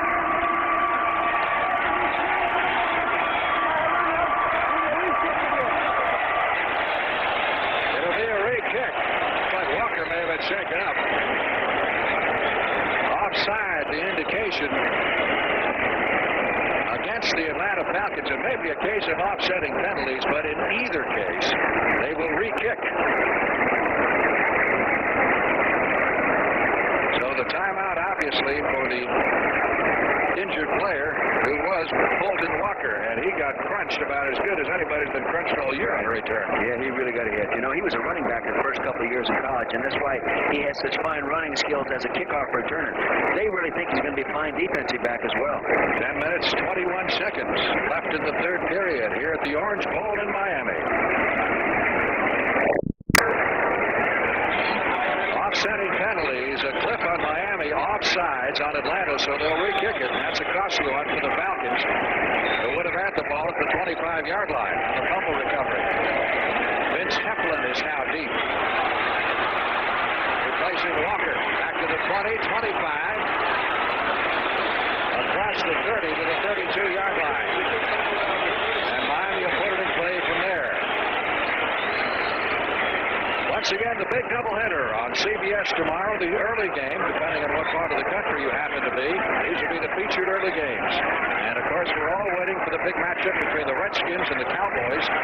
Redskins have won 27 of their last 30 games. 2 of those losses have been to Dallas. Talk about key matchups in that contest. How about this one?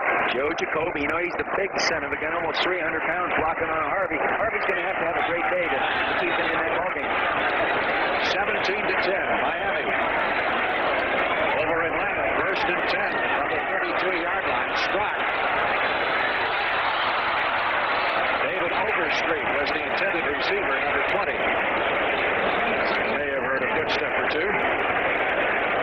Might have tried to start running with the ball before he caught it, too. You know, and the other thing is now the lights are on, and, you know, just how you look at the ball might be a little bit different. How you see it coming at you. Strock, after hitting 11 in a row, has now missed on his last 3 pass attempts. Well, you can't really call that a miss, Frank. That's a drop.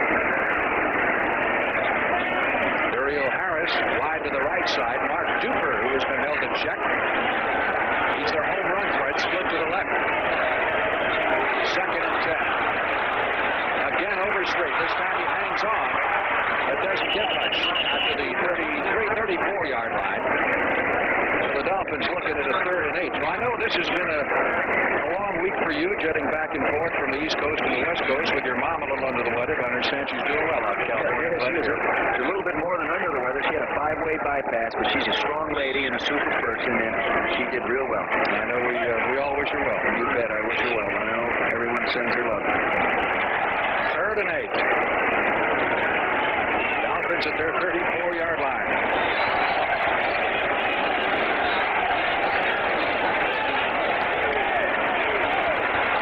Has a shot at being a 1,000-yard pass receiver this year. That's something that Miami has never had, even Paul Warfield.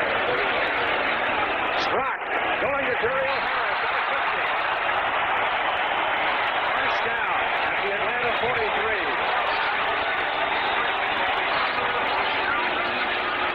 As we said, working his way out of Don Shula's doghouse. Right, and when you get in Don Shula's doghouse, you're liable to be building yourself a pen you can't get out of it. One-on-one, he's going to come in. Now, watch him sticking right there. Now, move back to the inside on Butler, number 23. Got it. He should have had some help on that defense, right? That's tough in that 3rd down situation. Take him one-on-one.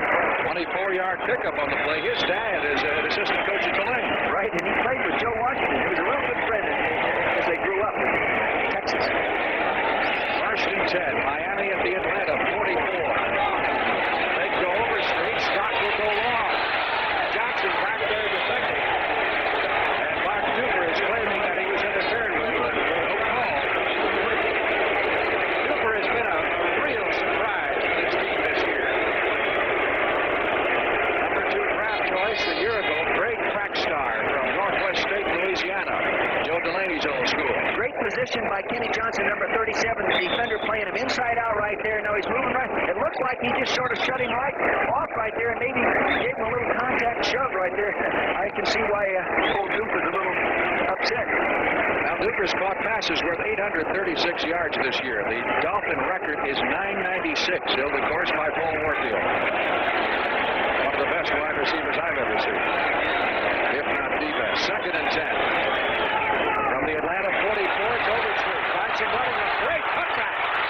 Overstreet down to the 22-yard line. First down, Frydmore. Made the touchdown, number 27.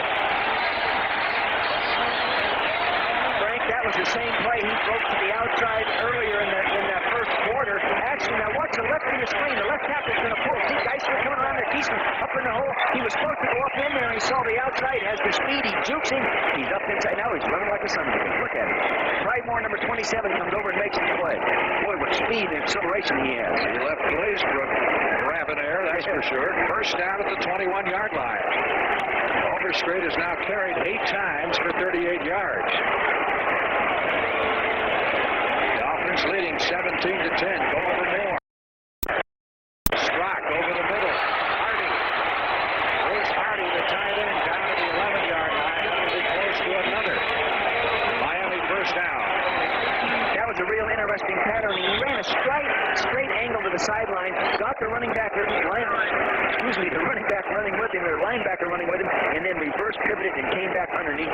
Sort of a little fancy delay. By the way, the word on the bench on Bolton Walker, who left the field under his own power, obviously he took a shot to the head, and he will not play the remainder of the game. 2nd down, 1 from the 12. Overstreet, Franklin, the setbacks. Franklin, big hole, inside the 10 to the 5 to the 3.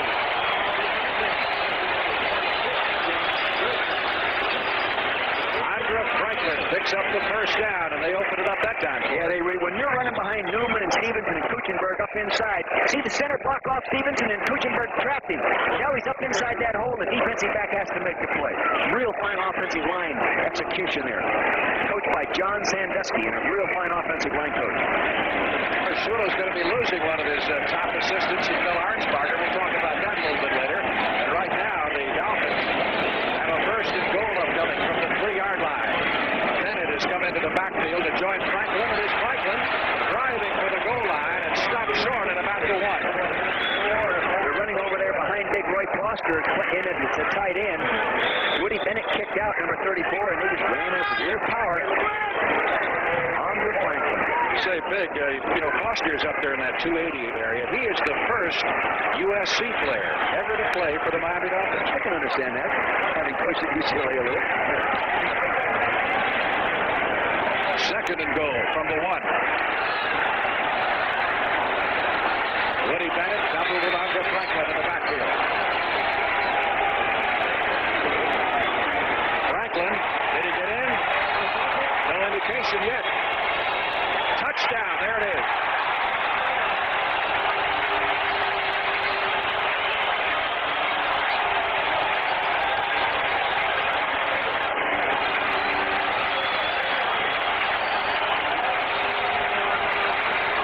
See if he really did score. It didn't look like it from up here, but I'm sure the officials have a better angle than we do. Now they're going to just power it straight ahead, man blocking. Let him power his way in there.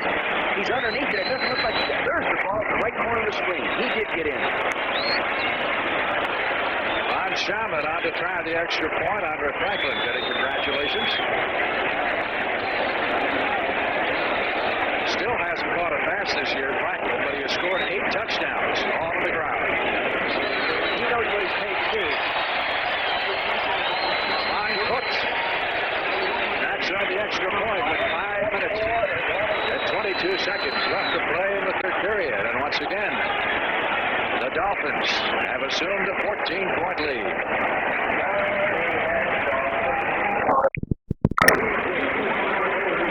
Dolphins 24 and the Falcons 10 midway. In the 3rd period of play, Von Schumann getting ready to kick it off. There's Andre Franklin, who just went over for the touchdown. His Nebraska team, of course, will be appearing here on January 2nd against Miami. Richard Williams will be deep.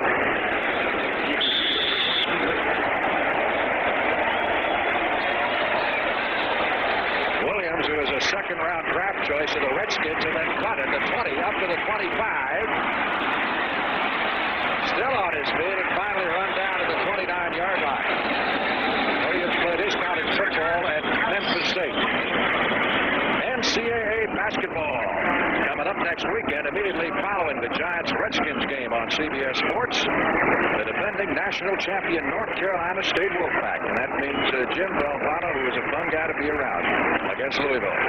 Yeah. Denny Crum didn't do bad himself. Not bad. Gary Bender, Billy Packer will be on hand for all the action. Be watching next Saturday, 3:45 Eastern Time. And at it, first and 10, the officials have it marked at the 28-yard line. Bartkowski on the roll, pumps it once. Look at that arm. Airing it out for Bailey, and Bailey had his hands in the football. Should have caught it. Glenn Blackwood was there. The pass slightly underthrown, and he had a direct line on it. It looked like he was up there in position to make the catch. He just didn't make it. That's the first one I've seen him drop in 2 games. Here he is isolated. He has great speed, sprinter speed. He's coming off inside now. They're playing him outside and inside. Now he pushes in. Look at him going right down the seam. You're going to see another defender appear to the right side. Here he comes. See, he had that ball. He should have made that catch. Safety came over. Blackwood came over inside down, just like he's supposed to. But he's actually supposed to knock that down or intercept it. The numbers on Steve Bartkowski, not bad. He's had several drops. Motion on 2nd and 10. Sideline throw intended for Hodge. He was well covered by Kozlowski. Number 40 on the far sideline in front of the Falcon bench. I know you were down talking to Bill Arnsparger before the game. He, of course, is going to take that head coaching job at LSU. That surprised a few people. At his age, 57, the security he's got here to get into that, red-hot #1 college coaching situation. Well, he said, he's just excited about it because it's an exciting place to coach. He says, if you've ever been on the sideline down there in LSU during a ball game, you'll know what I'm talking about. And he's doing 2 jobs right now. Tonight after the ball game, he'll fly to LSU and work for a couple days and then be back and be the Miami coach. But he is really fired up about this opportunity. He is the mastermind of this Dolphins defense. Has run the defense for 10 out of the last 13 years. And Shula maybe having a tough time filling his shoes. It's tough to replace good people. But the one thing about Don Shula, there's only one guy that runs that football team. In fact, when you're around the whole organization, out where we were yesterday and the day before, you know who's the boss. And, of course, as we related earlier, Dan Henning had some awful nice things to say about Shula and his experience. He was here 2 years. He was here when Strock was a rookie. Yeah, plus he coached him all the way back at Virginia Tech when he was a junior in college. So he's been around. And this guy's a fine football coach, and it's just, he has to rebuild that defense. And Atlanta's been a good offensive team in the past under Lehman Bennett. They've done a good job, and the defense has just maybe gotten a little bit old.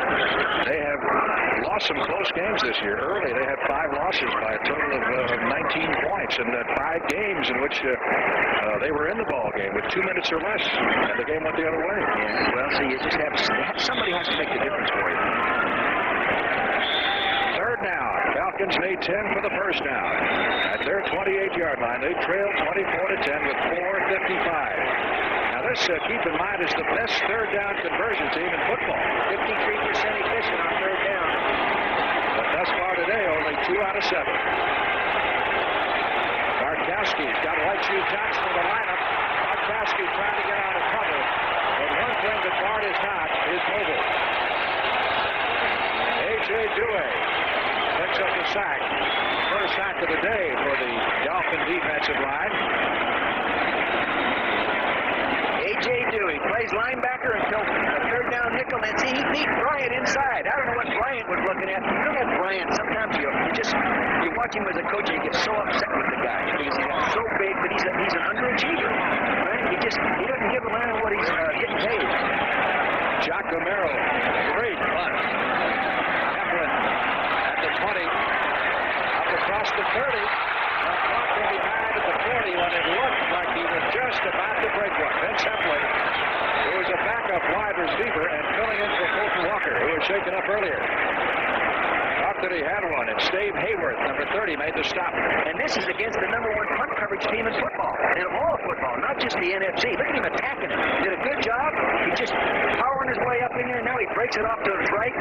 Gets tackled from behind. Just good, intense running. And another thing is he went straight upfield with it. He wasn't running to the sideline. Miami leading Atlanta 24-10. And just over 4 minutes left to play in the third period. 4 minutes and 17 seconds to be precise. 54 in the punt and 19 in the counter punch. First and 10 from the 39-yard line. Strock goes to his ground game and jammed up very effectively at the line of scrimmage is David Overstreet. Overstreet indicated to us he's going to have a little talk with Don Shula at the end of the season and see what his status is. Right. We're getting a replay right now, though, of a sucker play that didn't work. Now watch the right guard pull, and they're going to run right back in that position. The right guard, right to the right of the quarterback, number 10. Now watch the right guard, Ed Newman. See him pull there? Now they're going to try to come in and lead block him there with the back, but somebody else ran a stunt and got into Overstreet right there. Miami likes to run those sucker plays against a 4-down lineman defense. Is that a Shula trademark? Well, yeah, it is. Saturday too. Strock going long, intended for Cooper. Cooper doing just a great job out fighting the defender for the ball. First down at the 12. It has been a long afternoon for Cooper, who hasn't been able to get loose, but he did a job that time. Here it is, isolated. It was a good job by Butler. He's got a nice position. Now he's going to turn and run with him. He's got his eye back to the ball. Now he lost Cooper altogether. See, he lost him altogether. Now he goes up for the football. Does a super job of fighting for it and coming down with it. They both might have had the ball there for a second. Cooper catches a touchdown pass every 4.8 receptions this year. That's amazing. And percentage of TDs per pass is one of the high stats in terms of success this year. First down after the 47-yard gain at the 13. Overstreet trying to get outside. He's at the 10, 5. And he is over. Touchdown.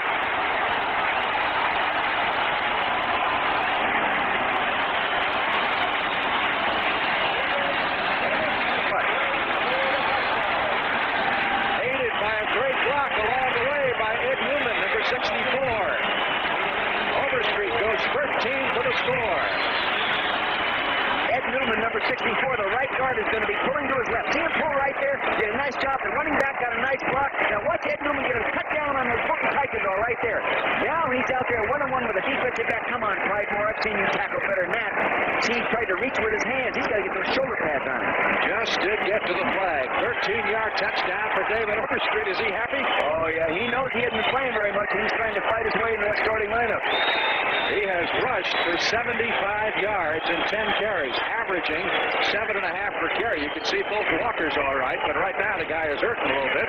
Is Duriel Harris, number 82. He got a nice block downfield and evidently dinged himself a little bit at the same time. But I was saying there earlier, Frank, percentage touchdowns per pass this year is really a strong stat in terms of the winner of a football game this year. And Miami, I think, was number 1 or number 2 in the NFL in terms of throwing a pass and scoring with it. Dolphins 30 and the Falcons 10 with the extra point try to come from Von Schaman. Strock has been the holder all year. That's the only action he's seen prior to last week.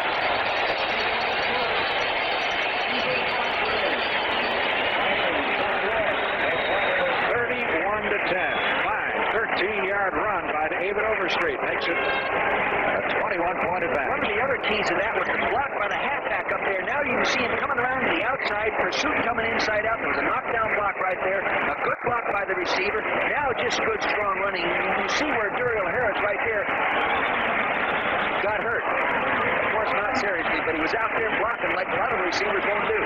Overstreet congratulating Ed Newman, number 64, who threw the big block for him. Yeah, he's fired up. There's Sandusky, isn't it? Yeah, that's John. He's a native Pennsylvanian. Many Sanduskys around that Pennsylvania area.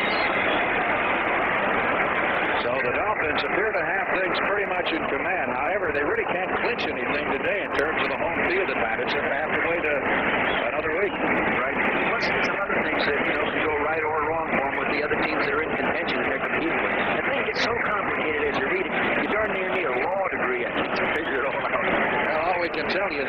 into this next to last weekend, 4 of the 6 divisions were still up for grabs, and 19 of the 28 teams were still mathematically alive with a shot at the playoffs.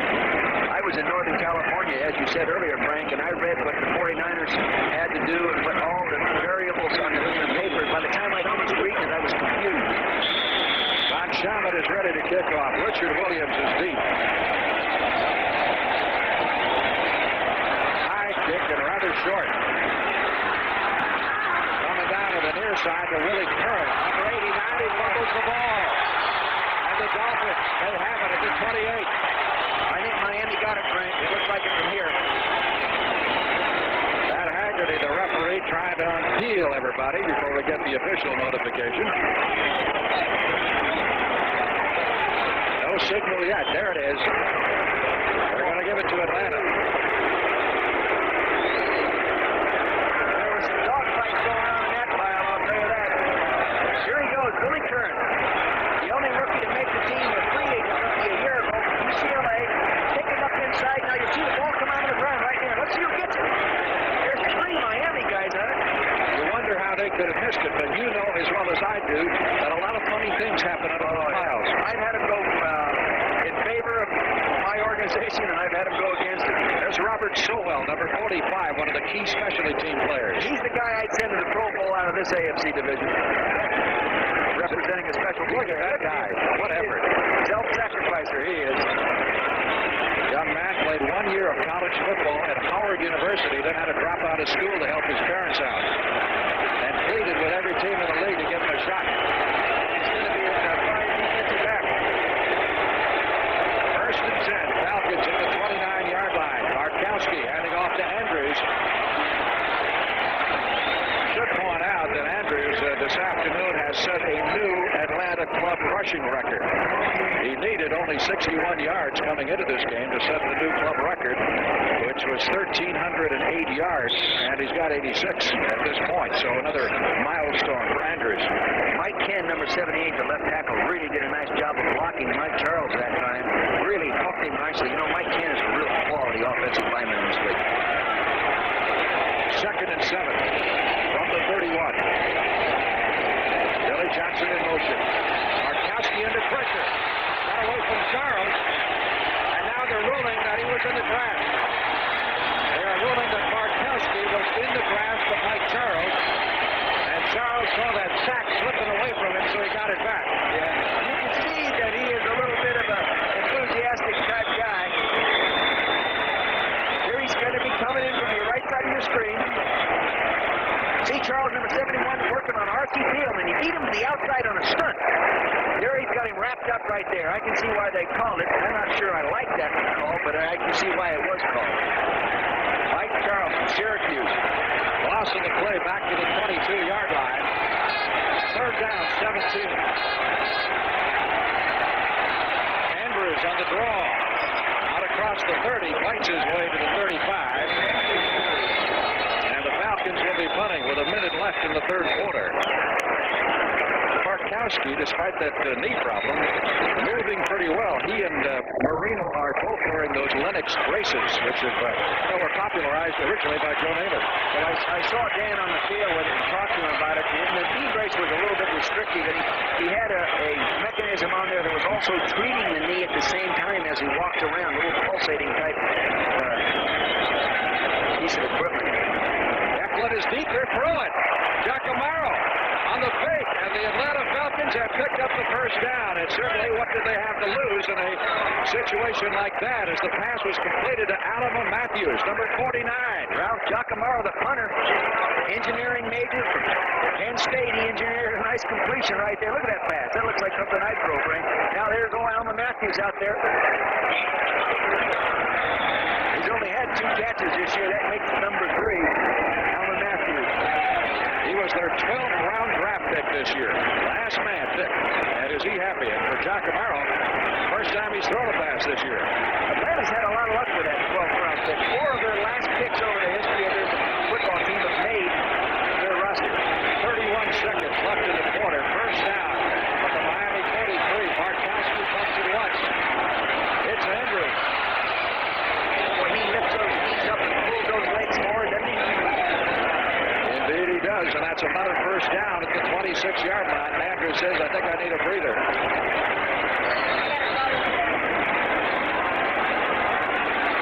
He knows only one way, and that is full speed ahead. And he runs upfield all the time. He spends very little time going to the right or the left. It's straight ahead, Frank. There's the gun.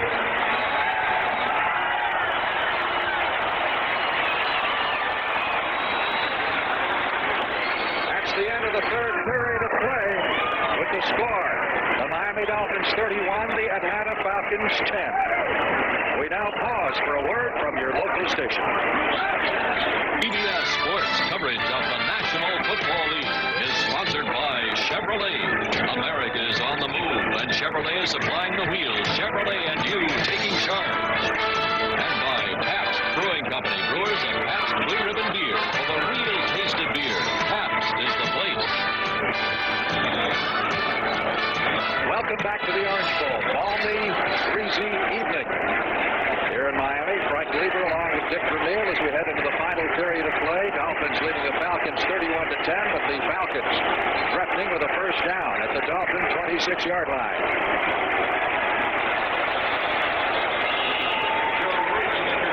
Simple little handoff there, but Doug Betters came in quickly to make sure that Gerald Riggs didn't go anywhere. Riggs losing his footing. He tried to cut back and just lost his footing going back inside to his left there. We haven't heard much of Billy Johnson. You know, normally we see him make a spectacular play, and they've just sort of kept him pretty much intact. He has not caught a ball. And he's their leading receiver. 2nd and 9 from the 25. That's Johnson in motion. He's not had any thrown at him either, for that matter. Incomplete at the 5-yard line. Stacey Bailey has had a rough afternoon as well. He's been held well in check. He's caught 3, but only for 21 yards. Paul Langford was back there defending. You know, we mentioned earlier that Atlanta had only 2 quarterbacks on the roster. With a 49-man roster, would you go with just 2? No, I'd go with 3. That doesn't mean I'm right and he's wrong, but I would always try to have that third guy. You know, a couple weeks ago, they were really in a bind because they actually, you know, had a wide receiver playing backup quarterback. And Morosky going into that Green Bay game had the flu. And Barkowski was out. They were in big trouble. Would have had to go with Floyd Hodge, who was their receiver and emergency quarterback. 3rd down 9 from the 25. Again, Johnson in motion. Barkowski on the rollout. Trying to get down with the White Shoes, and he was interfered with. Billy White Shoes Johnson, who has given this Atlanta team a real boost this year. Pass interference on Gerald Small. What a comeback he has made. He caught 2 passes all of last year. He's got 58 this year coming into this game. That, of course, is an automatic first down, as indicated by Pat Haggerty, the referee. And they'll spot it at the 12-yard line. Pass interference, number 44. Langford, guilty of the pass interference. I'm surprised Langford's playing because he really hadn't practiced. He had sprained his ankle. In fact, to see 44 up on top of the screen now they're going to run a comeback. Now watch him come back underneath.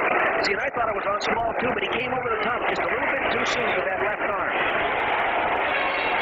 First down at the 13. Barkowski handing off to Riggs, and there is nothing there. And they took the ball away from him. Glenn Blackwood, number 47, stole the football. I'm not sure, but I think Doug Betters came underneath that thing to the right of the screen here. Let's see what's happened now. You're going to see a guy come right underneath now. See the right, he breaks it, boom! Look at that shot right there. Who is that, Bob Howard? I can't see a number. No, it is Doug Betters, number 75. He did a super job. Blackwood comes up with the football to win the turnover. The Falcons lose it. Dolphins take over at their 15.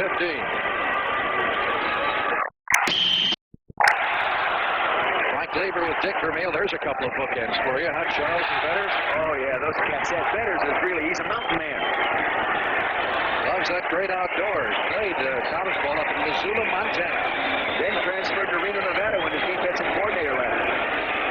First down, Dolphins at the 15-yard line. Strock has done a superb job. In the absence of Marino, Bruce Hardy is close for the first down. Strock's 16th completion in 20 pass attempts. Chris Hardy was a great high school athlete. You know that, Frank? In the state of Utah, he was the most valuable football player and most valuable basketball player. And he was a great high school quarterback because I can remember evaluating him when I was at UCLA in 1974. His junior year in college at Virginia Tech, he was the second-ranked passer in the nation. His senior year, he was the first. Well, you're talking about Strock. I was talking about Hardy. But you're right in. Nice play. Andre Franklin got 9 on that play. Another tough man to bring down.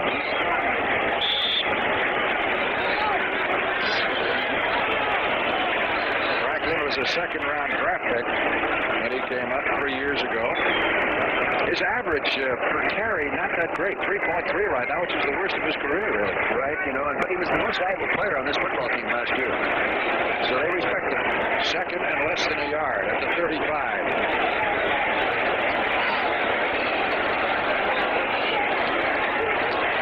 Strock, great protection. Cooper, at the 35, first down. Butler will stop.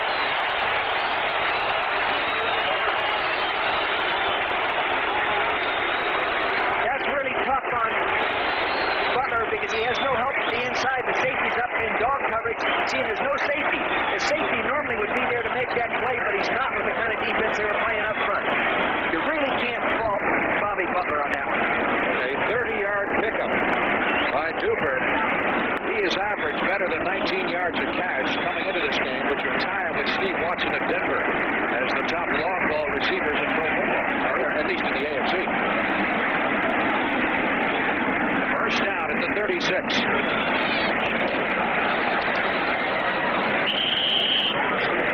Shula's been alternating Overstreet with Tony Nathan all afternoon. He's got a good look at Overstreet, and you've got to be impressed with what David has done here. That's 79 yards rushing in 11 carries. That play right there was a play that Don used to run when he was at Baltimore, and they used to call it the lag draw. Everybody in football sort of runs this from time to time against specific type defenses, and they call it the lag draw. One back lags behind the other, I guess. I don't know. Second down, 6. Dolphins at the Atlanta 31. Overstreet. Got him back inside. He'll be close to the first down at the 27-yard line as the Dolphins now appear to be on a roll. Danny Johnson, the tight end, number 87, did a nice job of blocking at the point of attack and allowed the running back to get turned up inside that kick-out block. Coming into this game, Franklin and Nathan were really waging a war for the rushing leadership on the team. They're just a few yards apart, 6:56 for Franklin, and Nathan had 6:39. There's Dan Marino. Marino could still wind up the year as the leading quarterback rating-wise in the AFC. Be the first rookie to do so since 1969 when Greg Cook did it in Cincinnati. 3rd and 2, and Strock wants to go long. Over the middle, intended for more. And Fulton Kuykendall is everywhere. I didn't think he had jumping ability like that. He's just what you call a football player. You know, he's the kind of football player, at least he was in college, the less you said to him as a coach, the better he played. You know, because he was so instinctive in playing defensive football. 9th year from UCLA. He was a 6th-round draft pick when he came up in 1975. Very, very bright young man. To the point of being labeled brilliant. Manley. He's really an outstanding student. When he really put his mind to it, that is. Strock will hold, and Von Schaman will attempt a 45-yard field goal.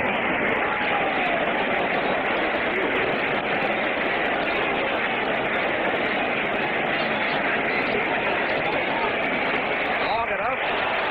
No good. Hooked it. He was batting .464 from that distance in his career, so he had less than a 50-50 chance to make that one. Timeout with 10 minutes and 52 seconds left to play in the football game, and the Dolphins with a commanding 31-10 lead.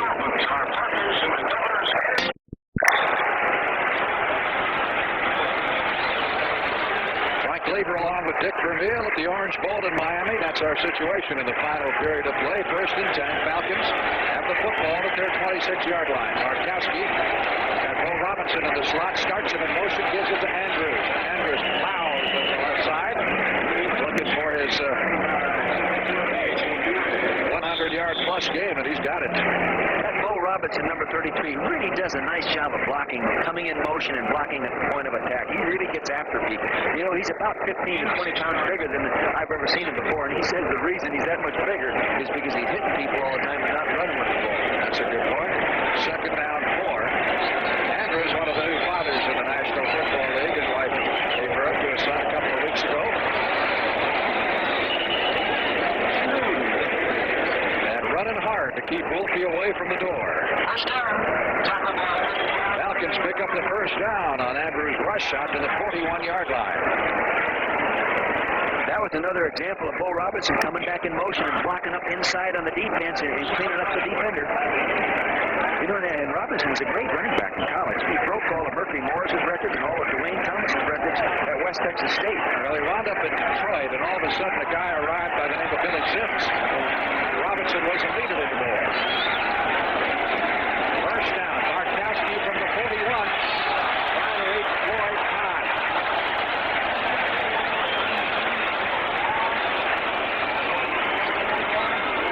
William Judson, number 49, back defending.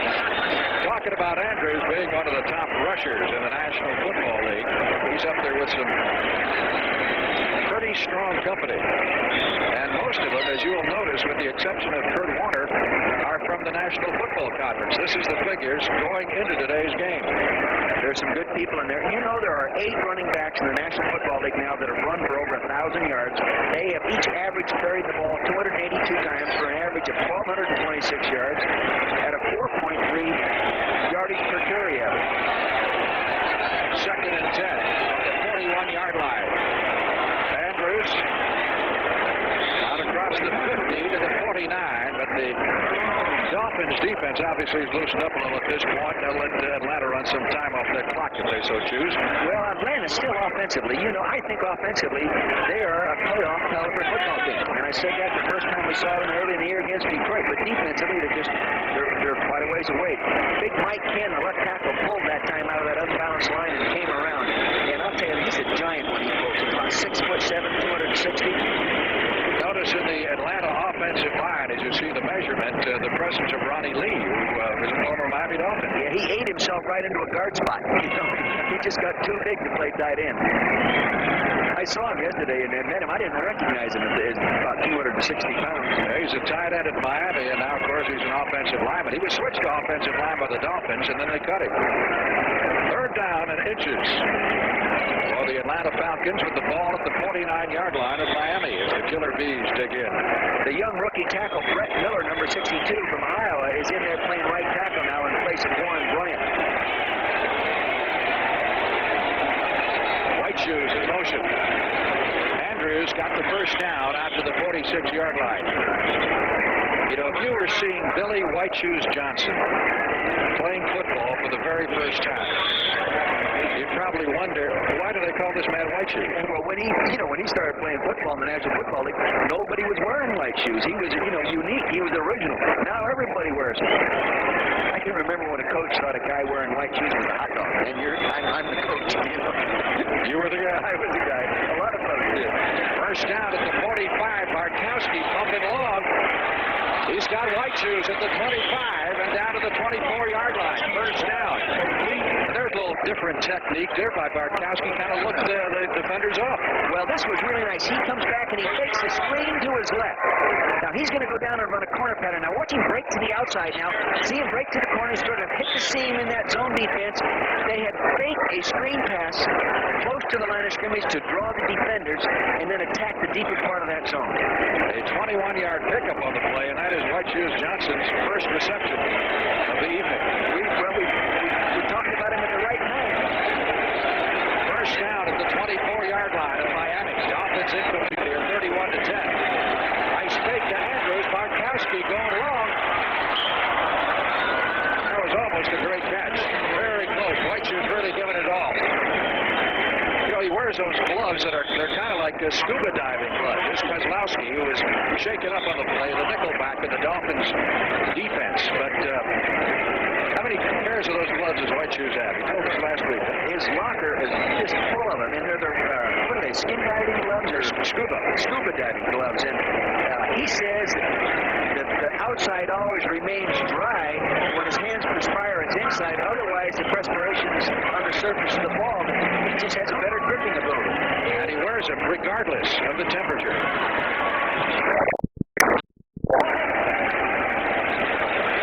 Welcome back to the Orange Bowl. You see Don Shula. That's David Woodley right over his shoulder there. He's been a quiet man this year, hasn't he? Right, he's accepted his responsibility in his position real well. 2nd and 10. Andrews to the 20. Andrews to the 15, to the 10. One man to beat. Touchdown.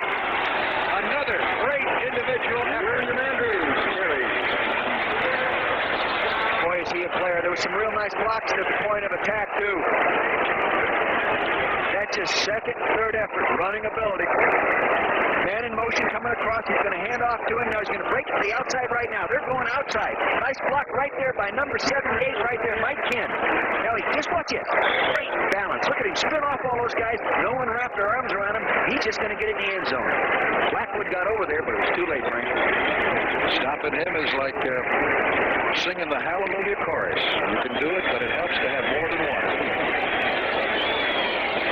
Luckers on the extra point drive. We've got 7.5 minutes left to play in the game. And he bangs it on through to make it a 31-17 game. Who knows? Still got a ways to go. Stay tuned. We'll be back to the Orange Bowl in just a moment. Sports. Nick Luckers ready to kick off for the Atlanta Falcons. Vince Heflin has been back deep in the absence of Bolton Walker, who was shaken up a bit earlier. Looks like he and Tony Nathan.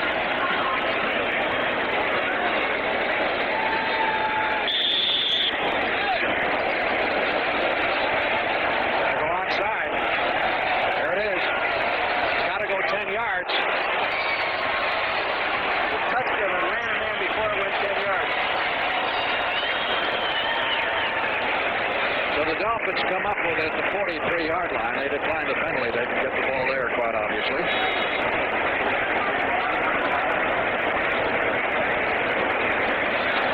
Matt Haggerty, the referee,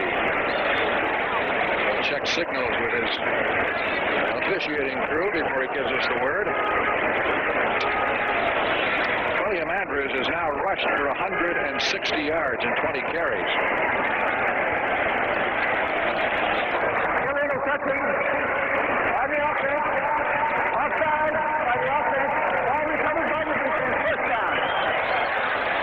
So the Dolphins will take it at their 43, which is where they recovered it. Take a look at it.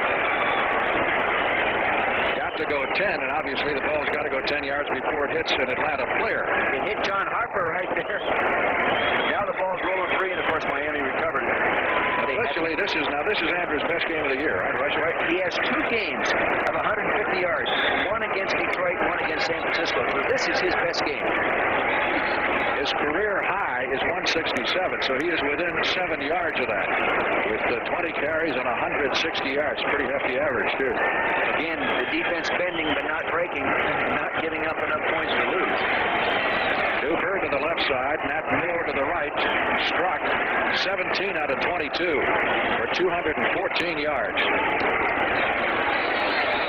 Andre Franklin. Falcons trying to tackle the ball. Interesting thing talking to Shula. Remember that old coaching staff back at the University of Kentucky that he was a member of? There were 6 guys on that staff. Yeah, start naming them. See if I remember them all. Arnsparger, right? Lehman Bennett was a graduate assistant on that staff. Chuck Knox, right? Howard Schnellenberger, right? Now Miami. Who else? John North, who used to John North, that was New Orleans head coach. Of course, Platten Collier was the head coach. Yeah, and later at Cleveland. That's a heck of a staff. One of the assistants was Earl Allen, who is now an assistant on the Cowboys staff. Long-time assistant. 2nd and 8. Strzok. Throwing a bullet to Cooper for the first down at the 40. Little man could go upstairs. And a slow start, but he's picking up steam. He comes off to the outside. Now it's zone coverage. One man playing short, one deep. You see, they ran a screen pass along with it. He had the option of going downfield with the ball or throwing a screen pass right along the line of scrimmage. And with the lineman coming out on the screen, it pulled those defenders up short and gave him that little hole in the defense. You were still coaching when he came out. You kind of liked it, didn't you? Oh, you bet. I thought he was going to be a real good one, but I thought we could draft him in the 3rd or 4th round, and Don took him in the 2nd. First down, Dolphins at the Atlanta 40-yard line. 5:55 left in the game. Andre Franklin trying to get outside. Johnson came up quickly. Number 37, Pridemore, number 27, and your man, Opie Kuykendall, number 54. Nice block by Dan Johnson, the tight end, number 87, at the point of attack. And you know what Andre Franklin did that time? He used a stiff arm. You don't see many running backs anymore using that straight arm technique. You know, when he sticks it out there and keeps that defender off it.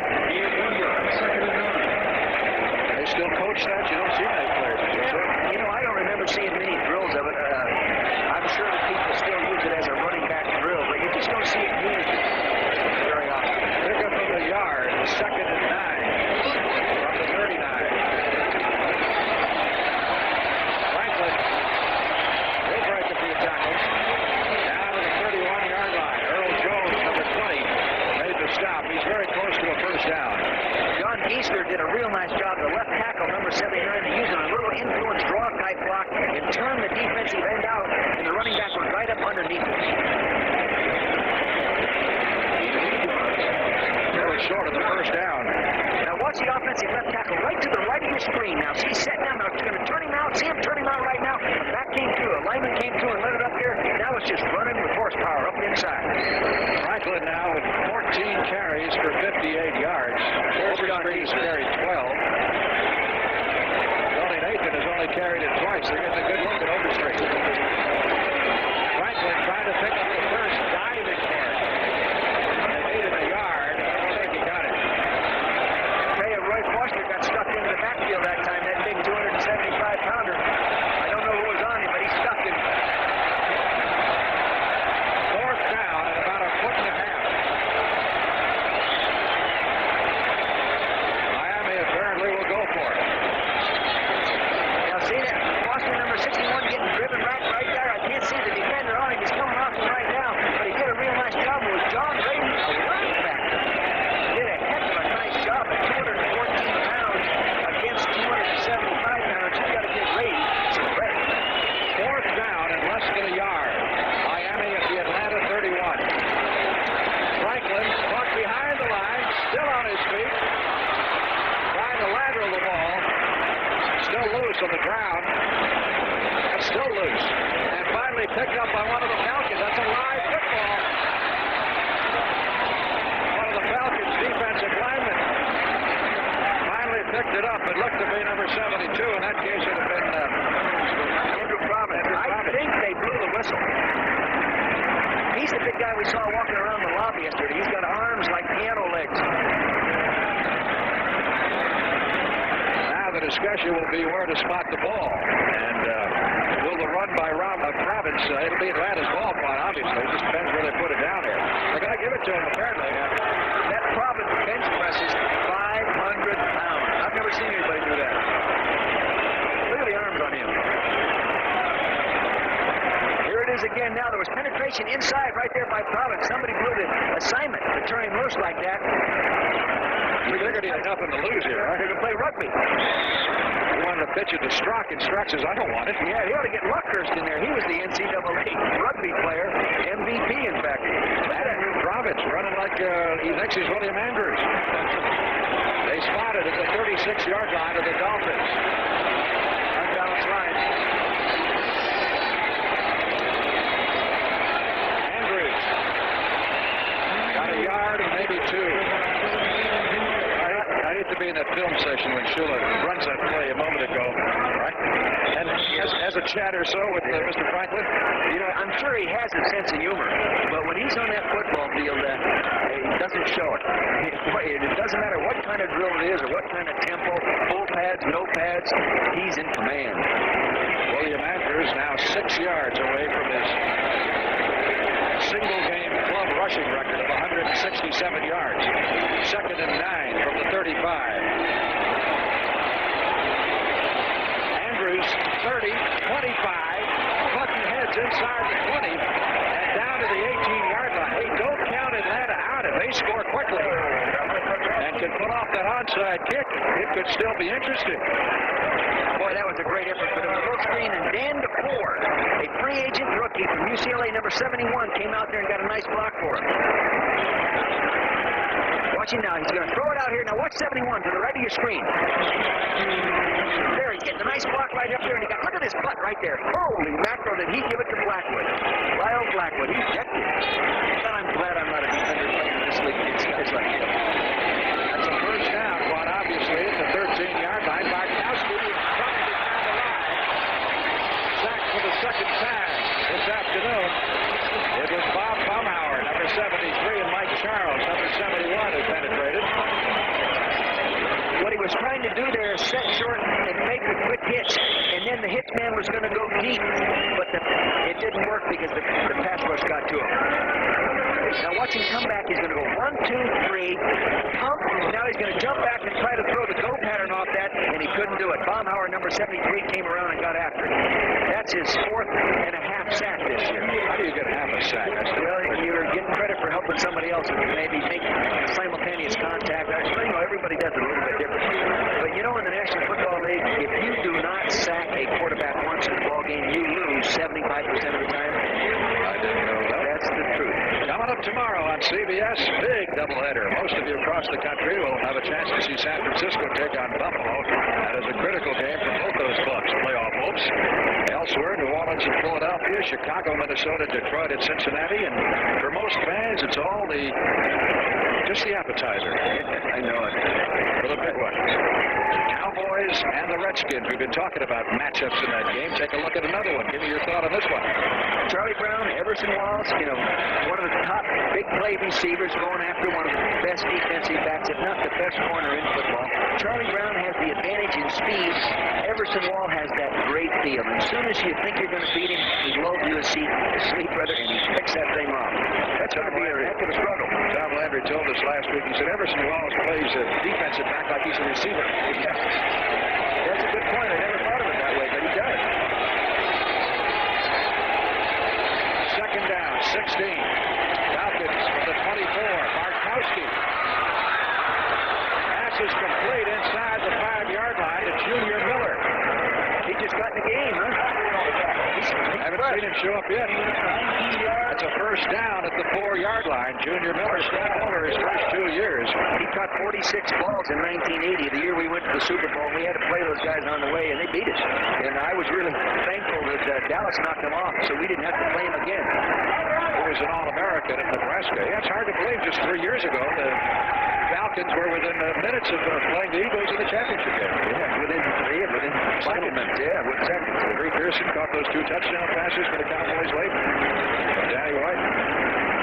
Lehman Bennett did a good job with that football team, and I had coached with the Los Angeles Rams with Lehman Bennett. He's a real quality coach, quality person, and I wouldn't be surprised to see him pop up with a head coaching job in the National Football League this year. Timeout with 2 minutes and 2 seconds left to play in the football game. The Dolphins leading 31-17, but if Atlanta can get in quickly here, try the onside kick and execute it successfully, we may see the return of Big Ben. They have done it before. And they've been behind. They were behind the Jets 21-0. Came back and won. They were behind the Packers 21-0. Came back and won. They were down 14-0 a couple weeks ago against San Francisco. Won it on the Big Ben play. That's right. And I talked to Bill Walsh this week about San Francisco, and boy, those kind of losses really take it out of you. And then you come to a point now where Bill is going to play Buffalo, is it, tomorrow, in the snow and all, whatever it may be, and thinking back to losing one on the final play of the game like that, and now having it boil down, Frank, to where you're battling for the playoffs, it really hurts. Now you saw Orange Parker talking to Glenn Blackwood, number 47. He was kind of the defensive quarterback of the Killer Bees. He probably wants this game to get over with so he can get recruited. First down, goal to go. Falcons at the 4. Barkowski wants the quick touchdown. He's got it. Floyd Hodge, number 83. Pulls in the bullet from Steve Barkowski. Now, things will get interesting.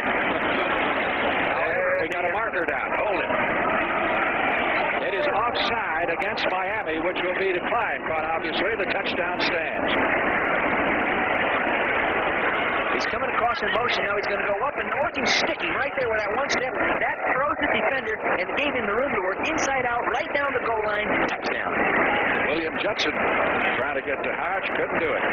Some guys, some receivers really have the knack of when they're going ahead and plant, stick, shake and break, whatever it may be, and then break away from that defender. You just freeze him in his tracks by doing that. So Luckers to try the extra point. We've got 1:58 to go. He's got it. Now we've got a 7-point game. And you can look for the onside kick to come as the 2-minute warning goes to both benches. As Miami's lead has been cut to 7 points. Stay with us.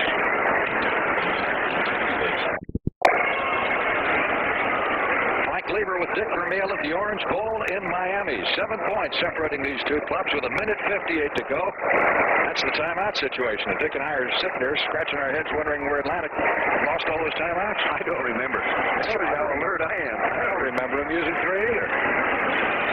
That's the official word we get as Luckers prepares to kick off. You want to bet he's going to go onside? Yeah. Maybe not. Let's see. Maybe I'll tell you, he can do about anything he wants to do with a football. But he can also pooch it over the top. Onside kick attempt.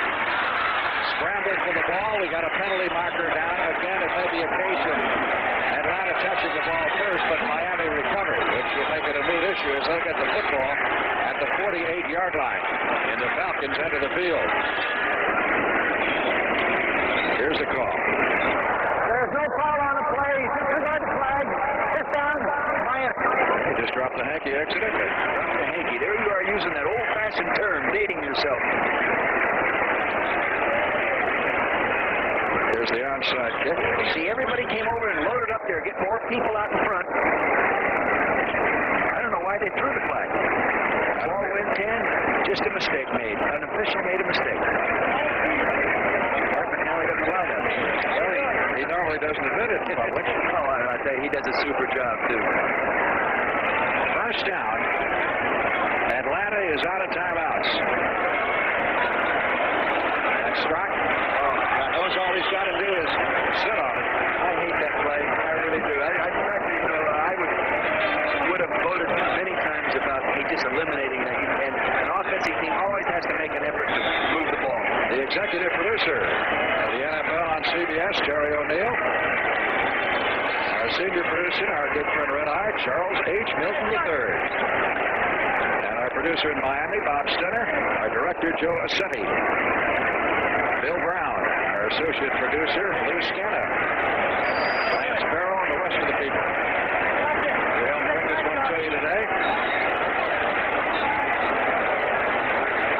Atlanta helpless here, stopping the clock. Strock just going to sit on it. He's had a great day. 18 out of 23 for 229 yards. That Strock is a heck of a young man. You know, he's done a lot of things. He's never really complained about his situation here. He's been under pressure many times coming into the fourth quarter to try to win one that they need 3 points or 6 points. And he's delivered. Plus, he's done a lot of things in the community. He's a big fundraiser for the Ronald McDonald House people here in the South Florida area. He's really a fine man. Miami with a victory here would go 11-4 on the year, and Atlanta is 6-9. He's hurting their rushing average by falling so far back. This is 3rd down. And they don't have to snap the ball for 4th down. That's it. So the Falcons gave him a battle. William Andrews winds up with 161 yards rushing, his high for the year, and 6 yards shy of his club record. In addition to that, he caught 5 passes. Barkowski hit 15 out of 26 after coming back with a sore knee, but only 124 yards. But Struck 18 out of 23 for 229. And once again, Don Shula and the Miami Dolphins emerge triumphant. Dick Vermeil and I'll be back at the Orange Bowl in just a moment.